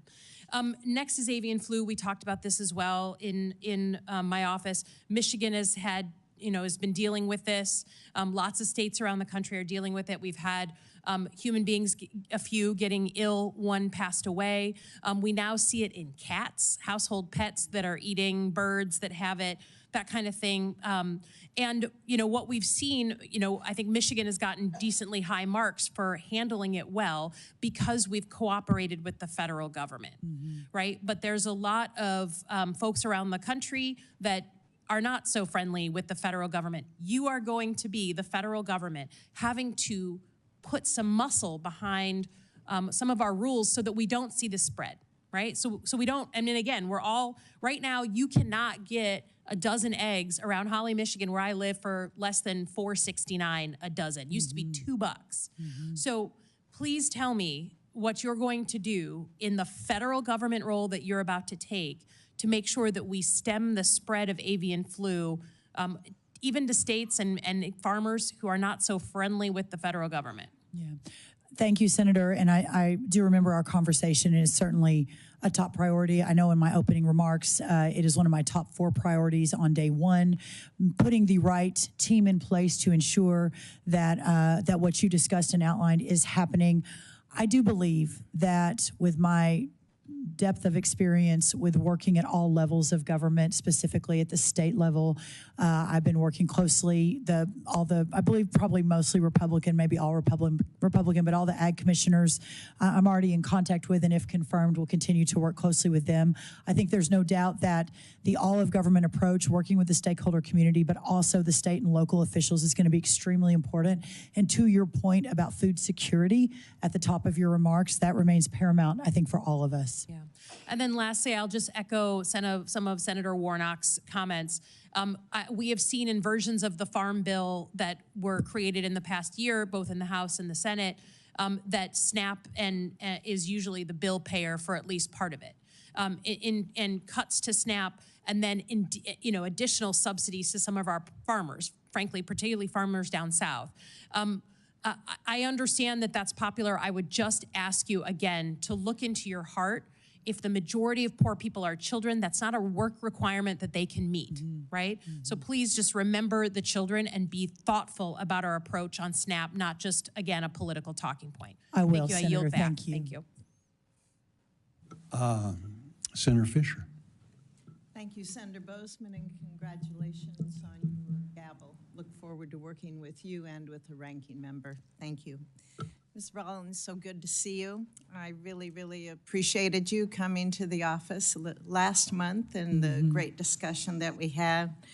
As you know, the agricultural industry is the economic engine of Nebraska. We grow a lot of corn and beans and wheat and sugar beets and livestock. So we understand the necessity of having that strong economy for our state. That food security, how important it is for our country, and I look forward to working with you in the future on that. Thank you. You noted in your testimony that we must demand strong and steady markets for our agricultural bounty, and this is a statement that I hear consistently from our producers as well. One of those really important markets for Nebraska's agriculture is biofuels. In his day one actions, President Trump emphasized the need for our country to be energy dominant. The president has long recognized that ag producers have a role to play in producing abundant homegrown energy, and he took steps in his executive order declaring a national energy emergency so that we can continue to allow for the sale of E15 year-round. And I've long led an effort to make this policy permanent. And I look forward to working with my colleagues to deliver on that part of the president's agenda. We know that there's going to be a number of other biofuel decisions that will be made in the coming months that will have significant impacts on the biofuel market. I know you've heard from a number of my colleagues on this committee about the importance of that. Can you just speak briefly about how you view the importance of biofuel markets for our farmers? I will. And Senator, thank you. Love being in your office and meeting Fred Fisher, and really look forward to hopefully having more conversations in your office and in your home state of Nebraska, which is one of the shining stars of our country. In the last few months, since the announcement was made that I was going to be, hopefully if confirmed, joining this administration and the cabinet as the head of USDA, I have had multiples of conversations with many of you on the committee and outside the committee. Your governor flew to Texas to give me a couple of hours of his time to make sure I understood specifically within your state, but frankly, how this affects so much of the Midwest and in our corn state. States. My commitment is to defend and protect and fight for all of American agriculture. Clearly, in the last administration, this issue was under the National Economic Council, Larry Kudlow, so I didn't manage it under the Domestic Policy Council, but I was certainly in a lot of the meetings, which there were a lot of meetings, President Trump would tell you, in the Oval Office about this. His executive order in the last few days mentioning biofuels as part of his all of the above strategy to reclaim energy dominance across the world Right.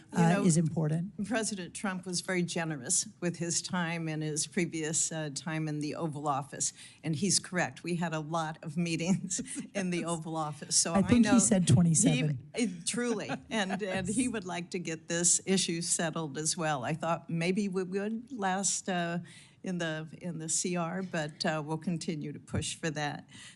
What we've seen over the last 4 years and what I've heard has been a lot of disappointment from Nebraskans about the lack of any kind of trade agenda from the Biden administration. In fact, for the first time in decades, we've had an agricultural trade deficit.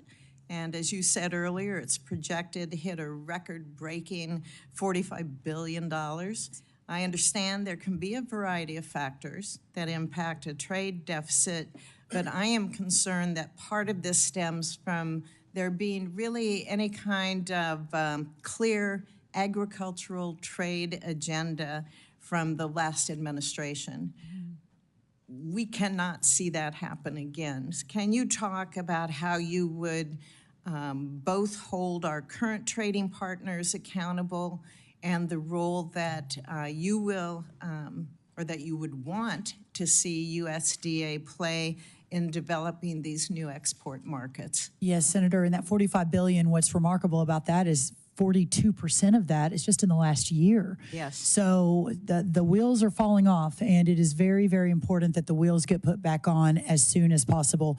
I think for those that know me for a long time, but even Senator, you and I have just gotten to know each other in the recent months, know that I am a relentless cheerleader for whatever it is that I have been called to do.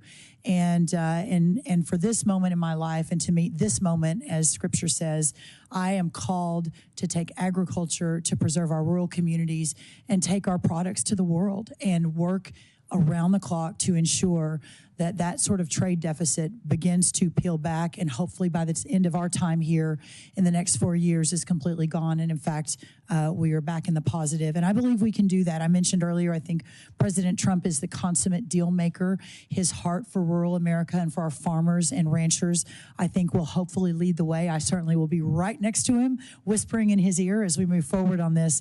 And I think and hope and pray that we can begin to solve for this immediately. Great. Another area that I focused on is how precision ag technology can help our farmers and ranchers to achieve better yields and reduce environmental impact, improve economic returns. I've had a number of bills on that I'm going to be reintroducing and including hopefully in the farm bill that we work on. Additionally, myself and really the entire Nebraska delegation, along with the University of Nebraska at Lincoln, have been working in a very close partnership with the Ag Research Service on the National Center for Resilience and Regenerative Precision Ag at the University Innovation Campus. And last May, we broke ground on that facility, and I hope that I can continue to work with you to make sure that we get that facility completed. Can I get your commitment to continue working with me on this facility? Can I get your commitment to come to Nebraska? We had Sonny Perdue out at the ranch and had a great barbecue with neighbors. We can do that. And then another trip, we can get you to Lincoln and see the ARS facility, what we're doing there. That would be my great honor. Great. Thank you. Thank you, Senator. Senator Lujan. Thank you, Mr. Chairman. Representative, welcome to the committee, Representative Kerwin. I know that most folks have been recognizing you, but we just want to say welcome. I look forward to working with you in whatever capacity we can. My late father also served in the New Mexico legislature and very much appreciated some of those good projects that he had with some of the new family, if you will, the extended family of members from Texas I got to know as a young person. So welcome to the committee. Mrs. Rollins, thank you for being here. I very much appreciated the conversation that we had in the office as well. And one of the areas I shared in our conversation is something that I hold deeply, as I expressed to you, which is that every American should be able to have food on their table. No one should go hungry in America, no matter what zip code or area code they live in, or no matter how much money they make. I appreciated my colleagues raising issues in some of these areas with nutritional programs. And given the important role that the Secretary of Agriculture plays in administering federal nutritional programs, I'd like to better understand your vision for them. Now, I did my due diligence to go through the America First Policy Institute's documents, but I wasn't able to find anything that I could digest. It's probably the wrong word to use. When it comes to addressing hunger in America. Yes. Do you agree that in America that, let me ask it this way.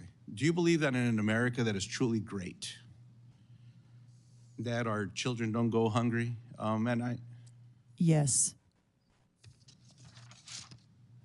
Updates to the Thrifty Food Plan in 2020-2021, a program that you'd have a lot of say over, lifted about 2.4 million SNAP participants, including 1 million children, out of poverty.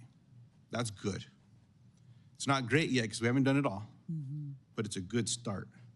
Now, Ms. Rollins, yes or no, will you commit to opposing any cuts to SNAP that would prevent Americans, including millions of children, from putting food on their table? Senator, probably not surprising to you, I can't commit to that. Obviously, it is of utmost importance to me, and you and I discussed that we solve this, that it isn't just hunger, it's nutrition as well for so many of our children that don't have access to those programs. But I also know that I have a duty to the taxpayer who is funding in significant numbers those programs. I sincerely believe, Senator, that working together and working with other members of this committee, it's important to Chairman Bozeman as well, that we can find a solution that may or may not end up in cuts. I don't know. That is something I need to spend more time on, research the data, meet with more people. I can't make that commitment to you today, but I can make the commitment to you for a lot of time, a lot of thought, a lot of conversation as we move down that road. I appreciate that. You know, I'm always reminded that budgets are a reflection of values, depending on how those budgets are put forth as well. And I certainly hope that in America, while we all have a responsibility, with fiscal responsibility, that our priorities would say children shouldn't go hungry in America. And I hope that's something that we can find some commonality on down the road. Now, I want to drill into something more specific, which is a program called WIC. It's a program for women, infants, and children, also a food program. It's one of those acronym programs you talked about that are over at the Department of Agriculture.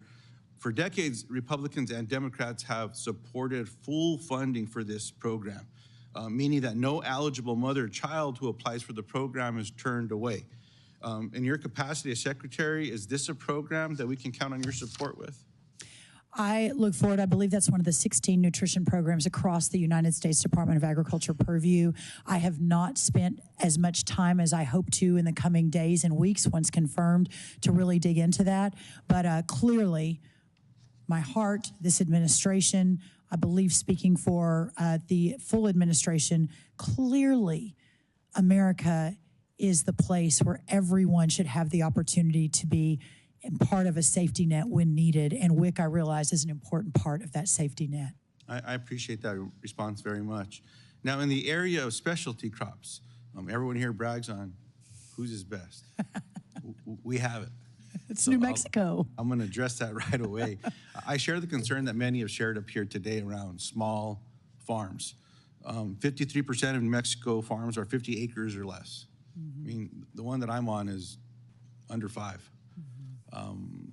I'm concerned as well with what's been happening with small farms across America, whether it's water rights that are being gobbled up and taken off for something else, away from agricultural water rights, or who's buying them, or what they're turning into.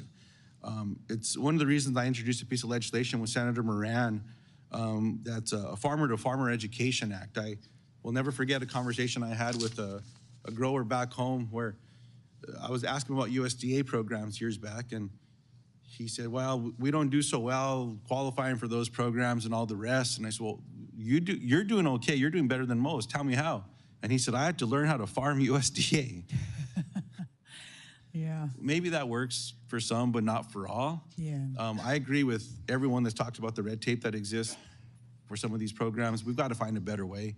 These are people that are spending time producing food, growing food. They shouldn't be stuck behind a desk trying to figure out what document needs to go here, what document needs to go there. We've got to find a better way. So I appreciate your commitment already in that particular area and your commitment to work with small farms. The other area that I raised in our meeting, and I actually just got off the phone with someone, so I apologize for excusing myself, but the Hermit's Peak Calf Canyon fire. This is a fire that started a few years ago that became the largest fire in the state of New Mexico's history.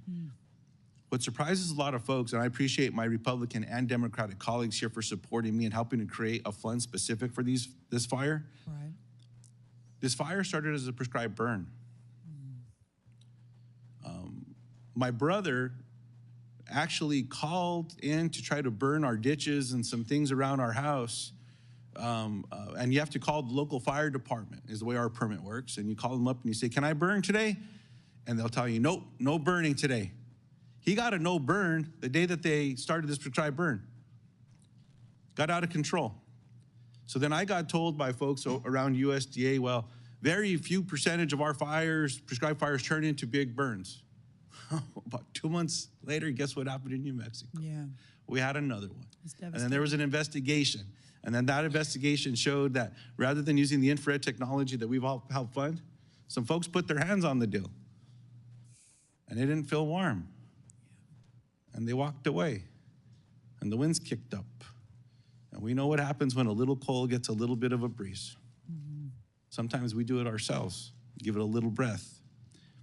There's got to be a better way about ensuring that the technology that we can secure, the firefighters are going to get paid properly, but that we're going to follow this so that this does not happen anywhere in America again.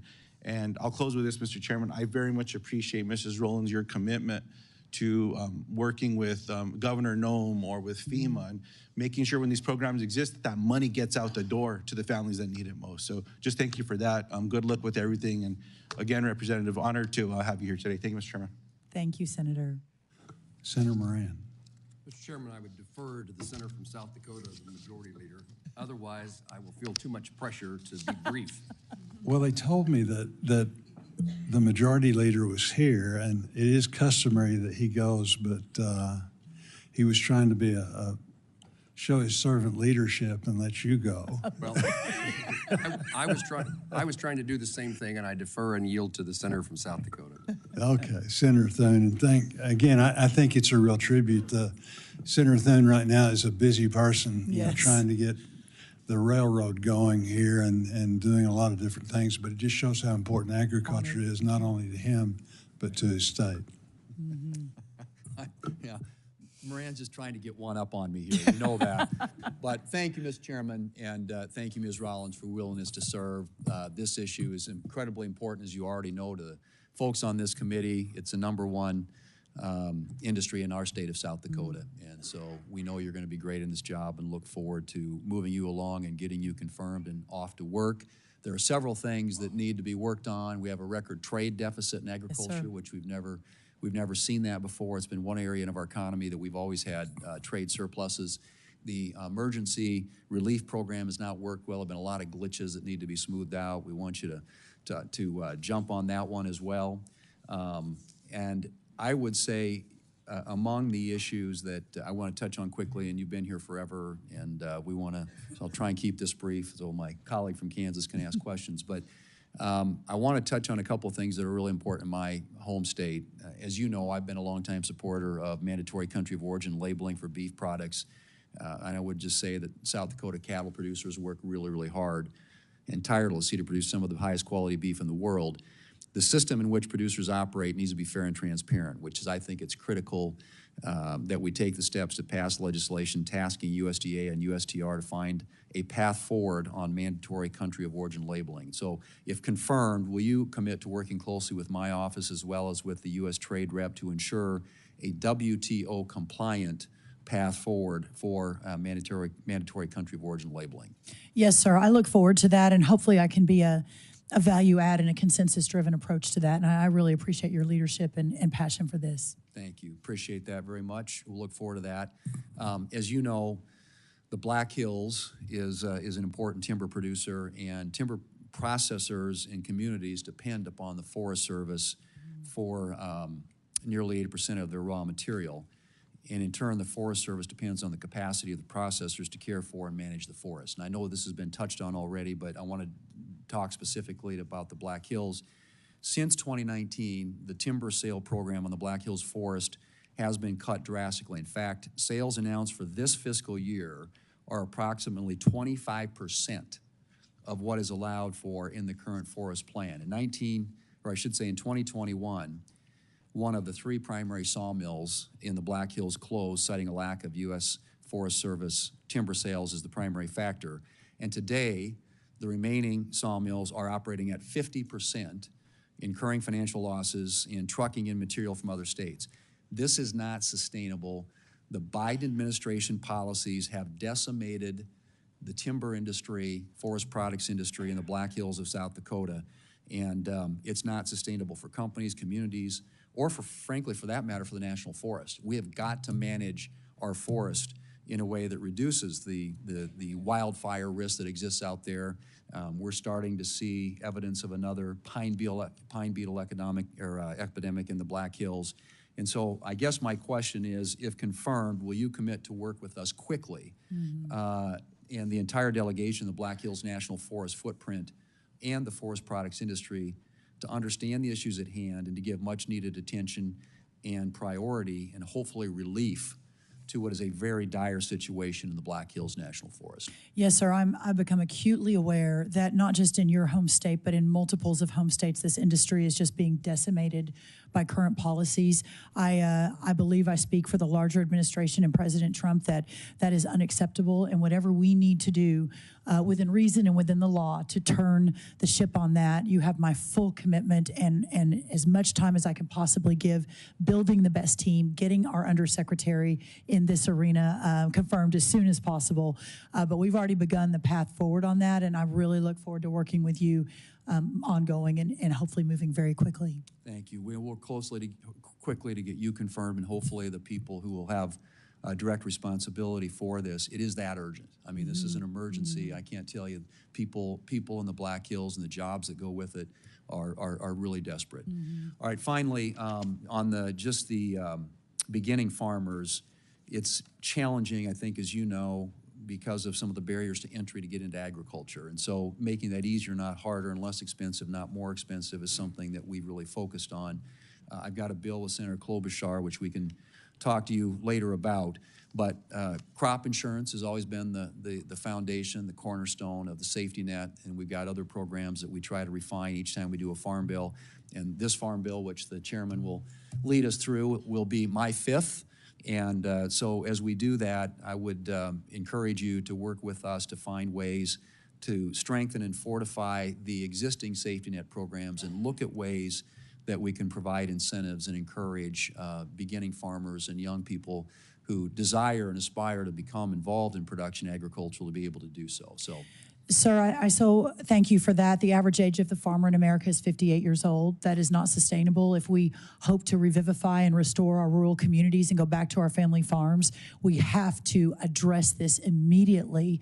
And whatever that looks like, whatever all of the wholesale approach could be or should be, I will be the biggest advocate, the biggest cheerleader. I'll be in the White House all the time talking about it, all across America, working with all of you to fix that. I think it's of dire importance for the future of our country. Great. Thank you, Ms. Rollins, and thank you again for your willingness to serve. Mr. Chairman, thank you.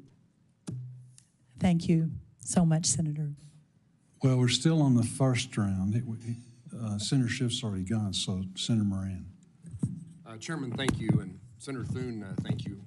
I'm pleased to be a new member of the Senate Agriculture Committee, and it took a waiver that probably involved the majority leader's approval, so I'm pleased to now have that debt clear. Yes, you're all free. I'm all free. Ms. Rollins, thank you very much for the conversation we had in the office. Thank you for your interest in serving. I want to run through, I hope, maybe 5 things that I want to talk about briefly, some of which we did talk in person. But first of all, It's been described here the dangerous and dramatic circumstances that farmers and ranchers find themselves in across the country. It's certainly true in Kansas. We have the same difficulties that everybody else has across the country with high input costs and low commodity prices. But I would add that almost 80% of the counties in Kansas are in a drought circumstance. And so you add to the problems that we can't grow a crop is dramatic. This is the least amount of wheat harvested in Kansas since 1961. And so there are significant challenges. It highlights what Senator Thune said about the importance of our risk management program, crop insurance, and it is perhaps as important as anything else that we will do. But our failure to pass a farm bill, and one of the reasons that I'm excited about to be on the Senate Agriculture Committee is this really does have to be our shot at getting the farm bill done. I can't imagine there can be another excuse, and we'll have an administration that's cheering us on, and Senator Bozeman and Senator Klobuchar are two people I think that we'll see work together, and I pledge to do my part to accomplish that. But as a result of no farm bill and all these other problems, we passed disaster assistance, economic and natural disaster. I just want to again remind you the timeliness. Our farmers are going to their bankers have been to their bankers. There is not time for a farmer to have to wait to see what the consequences were. If we could predict, if you at USDA could tell farmers how the program is going to be administered, even before the checks are determined, that would be very valuable as they put it into their planning process, helpful to them and helpful to their banker. But I would remind you that in my view, and I think my colleagues, certainly my farmers at home, the way that disaster assistance was implemented in 2022 did not help the farmers who suffered the greatest losses. So the way that your predecessor implemented the disaster payments was very damaging, very discouraging, very disappointing. And we would ask you to do so to implement as the payments were determined in the 2018-2019 crop years. USDA dispersed the way that, and in addition to asking that question, you would also be complying with congressional law and intent. Yes, sir. We worked hard to make clear that whoever the Secretary of Agriculture was in whatever administration, they couldn't go back and do it the way that provided almost very little disaster assistance. So that's number one, and if you happen to tell me yes. I would, yes, and since we have Senator Thune still here, the quicker we can get our undersecretary approved in that lane, the quicker we will be able to move. Obviously, my confirmation as well, if approved, and I'll be honored. But we have already begun putting the team together that did this work under the President Trump first administration. Hopefully, my thought was that we won't have to reinvent the wheel. We can immediately begin moving. So that is my commitment, and again, I'll work all hours to ensure that that happens. Thank you for that answer. I also want to again highlight a few words that I mentioned in our conversation in the office. The National Bio and Agro Defense Facility. Yes, sir. So in Manhattan, Kansas, near Kansas State University, is this national center created as a result of the fear of an introduction of some entity, something into our food supply system that would be a terrorist act, and do we have the capability scientifically to respond? And that facility is a $1.5 billion facility. It employs 400 people, and it has greater potential than what has been developed between the Department of Homeland Security and the Department of Agriculture. And it has been transferred to USDA. It's your responsibility. And I would like if you could give me a point person now or a few days from now in which could become my point person on the National Bio-Agro-Science Facility. Yes, sir. I can't do it right at this moment, but I will absolutely get that to you as soon as I have the ability to do that. I don't know if I have to wait to be confirmed. If I don't, you will get that right away. If I do, hopefully that will come upon confirmation very soon. It seems to me that we should be working for your fast confirmation. That seems like a really good idea. Talked about. Let me highlight NIFA and ERS. So the Trump administration in the past decided that they wanted to help put departments, agencies, federal employees across the country, not totally centered here in Washington, D.C., the nation's capital. And NIFA and ERS agencies were moved to Kansas City. And there is, I think what happened is in the circumstances here in Washington, D.C., there were 650 or 700 employees.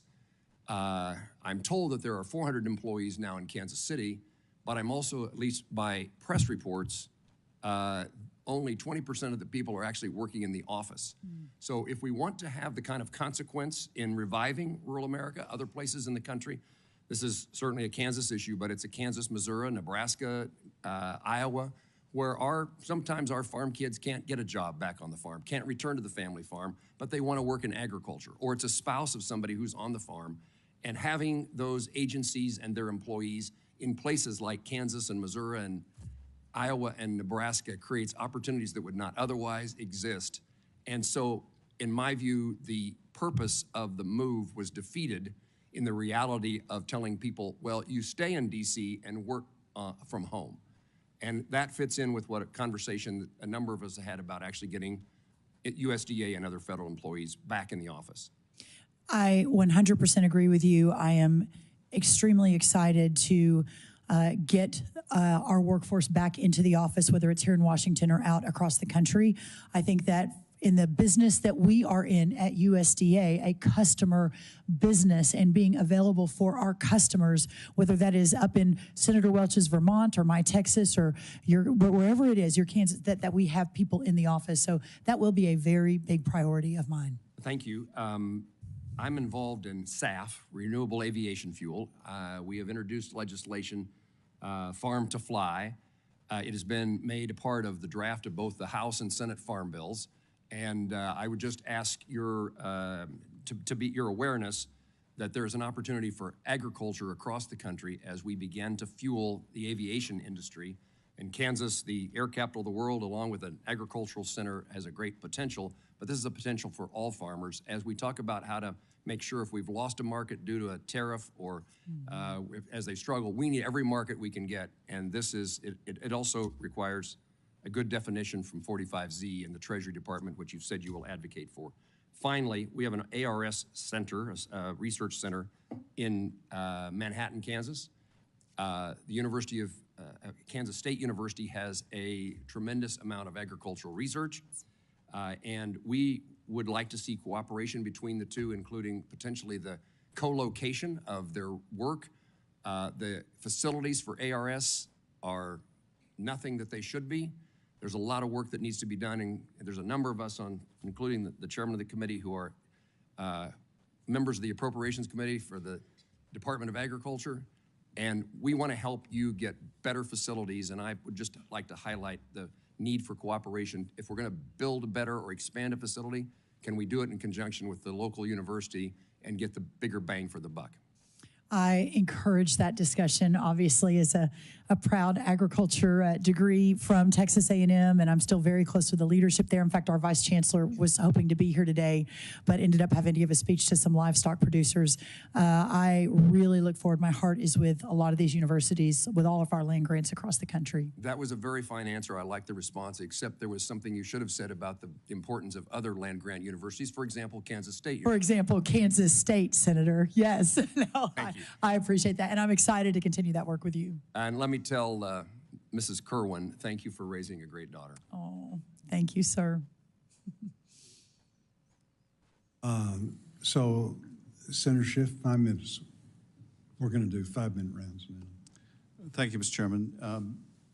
Ms. Rollins, right now, farm workers in Ventura County are picking strawberries in a brown haze, smoke from the fires. It's a surreal scene to look at images of working in those conditions. These are just some of the difficult conditions that farm workers are often in. They're working in 100-degree heat. They're working in the cold. They're some of the hardest working people I've ever met. And I want to raise the issue of the impact that mass deportations would have on them. First and foremost, on people who are working so hard to put food on our table, and just the, to me, grave injustice of deporting people who are doing such vital work to feed us. There's also the impact on their families. Many of them have children who are U.S. citizens and will be U.S. citizens. And so it would have the effect of splitting up their families. And even if we set that aside, which we shouldn't, it's estimated that perhaps half of California's farm workforce is undocumented. So my question is, how are you supposed to farm? How are farmers in California supposed to survive if there are truly mass deportations in which half of the workforce is sent out of the country? How Americans don't want to do that work. It's frankly just too backbreaking. So who's going to work the farms? Senator, I know we talked about this in your office and had a productive, perhaps agreed to disagree, but still productive conversation, and I so appreciate that. We've talked about this within this committee in the last 3 or 4 hours as well. President Trump ran and was overwhelmingly elected on the priority of border security and mass deportation. He is, and his team are, I'm assuming, currently putting in place the plans to begin that process, of course, first with those who have committed criminal offenses once they have been here. The American people have asked for a secure border and a system where they do not have to be concerned with the millions and millions that crossed here illegally and brought a lot of strife and unsafe communities to America. And I know this is not the committee where we discuss this, and I know you probably, the last thing you want to do is get into a debate right now over it, because I sure don't want to. But let me answer your question. I will work around the clock with our new labor secretary, if she's confirmed, Lori Chavez DeRimmer. There is obviously, I think everyone would agree, H-2A important changes that need to be made to recognize within the agriculture community the importance of a strong labor force. Well, I still want to get back to my question, though. If they're gone, who's going to do that work? Well, sir, we don't know, first of all, whether who they are, right? I mean, we all throw numbers around like 40%, 50%, 60%. The answer is we just don't know.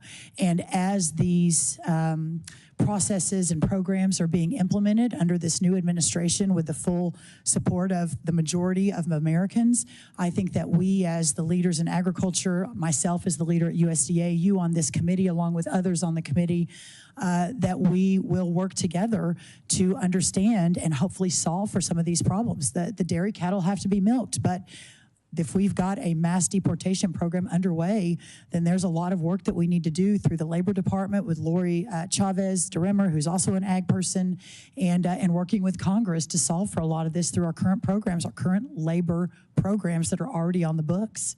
Well, let me ask one other related question on this topic, and that is, if we deport a large percentage of our farm workforce, farm labor is going to be scarce. Isn't that inevitably going to push up food prices? And if so, isn't that in sharp contrast with what the president said he wanted to do to bring down egg prices and food prices and everything else? I think, well, first of all, we're speaking in hypotheticals, but certainly these are hypotheticals we do need to be thinking through, and I think it's a very fair point. The president has made food inflation and the cost of food one of his top priorities. I have worked alongside him. I have been part of his team for many years now.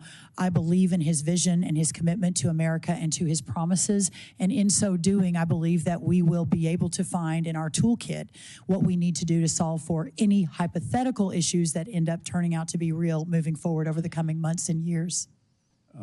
Well, thank you, Mr. Chairman. I would just say that I hope they're hypothetical.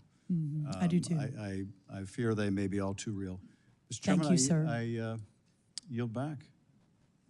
Thank you. Senator Klobuchar is supposedly on the way, so I'm going to ask one question. Yes, sir. And you're welcome to answer it. And then if any thoughts that you have as you close. And if she's here then, we're in great shape. If not, then we're out of here. I'm available all the time. You're doing a wonderful job. Thank you, Thank Mr. you Chairman.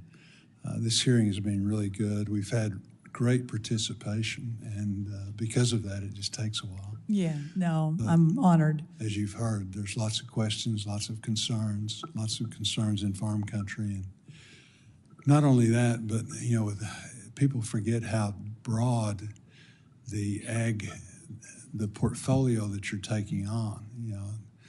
We could be talking about crypto, we could be talking about a lot of stuff. It's true. But we're not.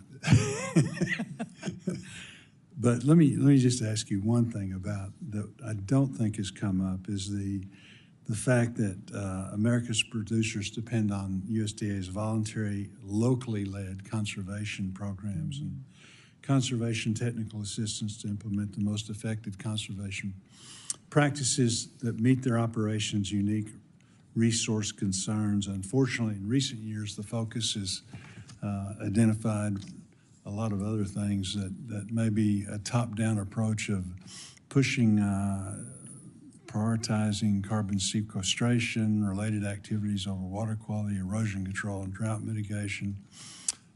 Those things are important, and yet again, what I want you to talk about is the fact that you would be committed to a voluntary, locally led, incentive-based conservation model that served our farmers and ranchers for so many years very effectively.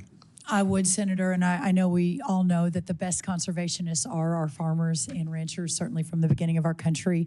One thing I don't think I've talked about with anyone on the committee is that my family on our farm in Minnesota, a piece of the land, actually participated in one of those voluntary conservation programs. So we actually have firsthand knowledge of what that looked like and how to do it, and believe certainly in how important and valuable it can be. So yes, sir, I look forward to, other than my personal experience, and my sister Ann really led it, so I can't pretend to know much, but I was very grateful for her and our family that I don't know as much about it as I need to, and I look forward to learning more. But yes, you have my commitment that clearly that's an important piece of all of the work. Have you got any closing comments or? I'm sorry. I do have closing comments, but I'm guessing that Senator Warnock might have another question or two. Very much. Senator Warnock. Thank you so very much, Chair Bozeman. Just a couple more questions, and thank you so very much for your presentation this morning. Farmers in Georgia are already talking to me. They're already concerned about potential retaliatory actions following President Trump's promises to levy heavy tariffs. They're already dealing with slim margins. As I said in my first round of questions, it's a tough business. So much you don't control, and it's not difficult to find yourselves in trouble. They're dealing with slim margins due to high input costs, and the last thing they need is to be caught up in the middle of a trade war that could drive up food prices for all of us. If confirmed, what will you do from your position at USDA to ensure that Georgia's farmers and families aren't caught up in a trade war? Again, it's something I've worked on, by the way, with Republicans and with helping to get our farmers' goods to market. So it's something we think about a lot. Senator Warnock, when I was in your office, I believe last month, we talked about your commitment to your farmers and what a priority this was to you. Georgia is a very important agriculture state. So, you know, you're obviously pastoring a church and in the United States Senate, but I was impressed at your commitment to your ag community in your state, and look forward to continuing to work with you. It's very clear that the coming tariffs, and I think there's no doubt that President Trump has been very transparent that he believes this is an extremely important tool in his toolkit to put America first, to revive the economy, to get us back to a place where he believes we need to be. And I agree with him and hope to help him execute that vision. But it also shouldn't be surprising that his heart and his commitment to our farmers and our agriculture community was certainly clear in the last administration. The number one answer from my perspective is working around the clock to expand market access and working on new trade deals and getting new partners from around the world. I have an undersecretary already named, hopefully get him committed confirmed, maybe committed and confirmed, Chairman Bozeman, but to get to him confirmed very, very quickly so we can begin to build those teams. The president is a consummate deal maker, and I feel very confident we'll be able to expand those markets, begin to peel back the trade deficit, and get back to trade surpluses, which I know we're used to. But immediately moving into the distribution of disaster relief, economic relief, the new farm bill that's coming out. I've already announced the undersecretary and put the team in place to be able to deploy that. Let me press on, just so I have all of the time. I agree with you that access to farm markets is critical. And in Georgia, we've got a lot of sectors that are relying on strong export markets, timber, poultry, pecans. Are you concerned that isolationist trade practices may harm our farmers' ability to access these foreign markets? I have full confidence in President Trump's ability to lead us on this, and hopefully he and many of you have confidence in my ability to help from the ag perspective. All right. I look forward to continuing to engage you on this if you're confirmed. Absolutely. USDA has a long documented and unfortunate history of racial discrimination, even recent history. I was proud to have secured funding in the Inflation Reduction Act to provide financial assistance to farmers who had previously experienced discrimination at the hands of their USDA farm lending programs. This was a meaningful step in rebuilding trust. However, USDA still has a lot of work to do, and this will only be more difficult following the new administration's executive order aimed at rolling back all of this progress. I was proud Congress passed my legislation in 2021 to require USDA to create an equity commission. And the commission's final report provides an excellent roadmap for continuing this work. Chair Bozeman, without objection, I would like to enter the USDA's 2024 equity report into the record. Thank you so much. When we met last month, you promised to read the equity report. Have you gotten a chance to read it yet? 90 pages and 66 recommendations, yes, sir. Now, that has been about a little over a month ago, so please don't ask me to quote page 66, but yes. I'm glad you got a chance to read it. I understand it's been removed from the website or there's not access to it. I'm glad you got a chance to read it. Will you seriously consider the recommendations of the Equity Commission's report if you're confirmed? Senator, let me answer this way. I was really appreciative of the conversation. For me, more knowledge is always best. Understanding where everyone comes from, whether I agree or disagree, recognizing what's in the past is important, but also realizing the path ahead and how we forge the path. Will you consider the recommendations? Sir, I will consider anything that's on the table. I think that's only fair. But I also, President Trump won on the concept of removing the diversity, equity, and inclusion, making sure that we are basing our decisions on merit, and I obviously support that 100% as well.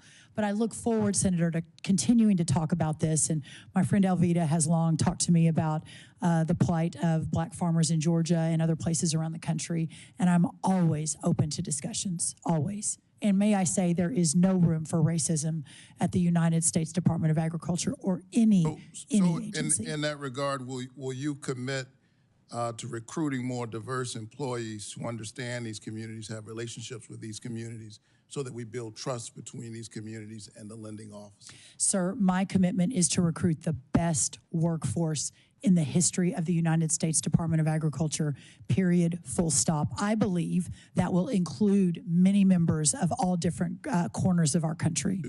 Do you think a diverse workforce and a high-quality workforce are somehow oppositional objectives? I think always hiring based on who is the best person for the job, who is going to do the most excellent service, who is best equipped to execute on all of the promises is the promise of America. But I also believe, to your point, and have long held, that ensuring that we give all people a chance to succeed and to thrive and for equal opportunity is a bedrock foundational principle of America. On that, you and I agree. Thank you so very much. Thank you, Senator. Senator Klobuchar. Thank you very much, Senator Bozeman, and I'm hoping these will be your last 3 questions. Your family looks like they might want a break for lunch, but they've been very good back there. I just want you to know that. How have the teenagers been? Yeah, they're good. Just I haven't been able to look at them, so they haven't gotten any looks from me, so hopefully they've been good. According to recent reports, House Republicans already eyeing nearly $300 billion in cuts to the SNAP program, roughly 30% cut. Now that's just reports. So, and I think you've heard from some of my colleagues about how this is such an issue in rural America. And in my state, as Senator Smith pointed out, our actual hunger rate is higher in rural than it is in the metropolitan areas. What kind of an impact do you think a $300 billion cut would have to SNAP? And if confirmed, will you commit to supporting robust funding for USDA's nutrition program? Senator, thank you. My commitment will always be to ensuring that these programs are effective and efficient. And I think I spoke from the heart, and I mean this sincerely, the importance of our leadership as a bipartisan body to ensure that those with the least among us are ably supported and don't go hungry. This is the United States of America. I don't yet know what the numbers look like. I need to really dig down, but my commitment to you is that we will talk about this until the very last minute. I will always be open to you, and that I look forward to ensuring that we're able to do what the original and core tenets of that program are called to do. And I'll follow up on this in a written question, but I do want to know if you believe SNAP benefits should be calculated based on current food costs. Well, I will say that obviously current food costs, you know, the importance of the inputs into the program and understanding where the market is will always be a priority. Okay. Congress made significant investments in climate-smart agriculture through the Inflation Reduction Act, giving more farmers access to popular conservation programs. So we had a situation where a bunch of the farm groups actually were supportive of this part of the IRA. I've always led bipartisan legislation on conservation, working with our hunting and fishing groups. One of the bills I have has been with Senator Thune, based on voluntary conservation program participation. A recent executive order issued just, of course, in the last 2 days to pause disbursements from the Inflation Reduction Act would put some of these plans that I mentioned, CRP plans and the like, in jeopardy. What is your understanding of the impact of these executive orders, and will these orders to slow IRA disbursements impact farmers looking to use voluntary conservation programs? My commitment is to obviously understand exactly what the target and the goal of that executive order is. I have not been read in on that yet, but I will be. And then ensuring that that aligns with what is stated in that executive order. Again, the President Trump and our administration's heart is with the rural communities and the agriculture communities and ensuring that there's full understanding and data to support what this will do. Of course, not surprisingly, Senator Klobuchar, I think the president has been very clear on his priorities on climate programs and whether taxpayer dollars should be supporting those. So the robust conversation I think that we will have is to follow, and I look forward to that. And you have my commitment that I'm always available to discuss that and to represent ag interests where appropriate in those discussions with the White House. Okay, thank you. And also just wanted to thank you for your commitment to the next generation of farmers and ranchers. As you know, the average age is, well, not quite as old as the U.S. Senate, but it has been creeping up, and we need new people to go into agriculture. And I hope just with your background and your FAA involvement and the like, I think that would be among your many priorities, would be a really smart thing to go around and talk about. And I know there's plenty of people on our side of the aisle that would join you in that focus. So thank you. Thank you, Senator. I want to thank Mrs. Rollins for appearing before the committee today, and also like to thank Ranking Member Klobuchar and all the members of the committee for the great participation that we had today. The ranking member and I have agreed that questions for the record are due by 6 p.m. tomorrow. This concludes today's hearing. Thank you so much. Thank you. What an honor to be here. Thank you. Thank you.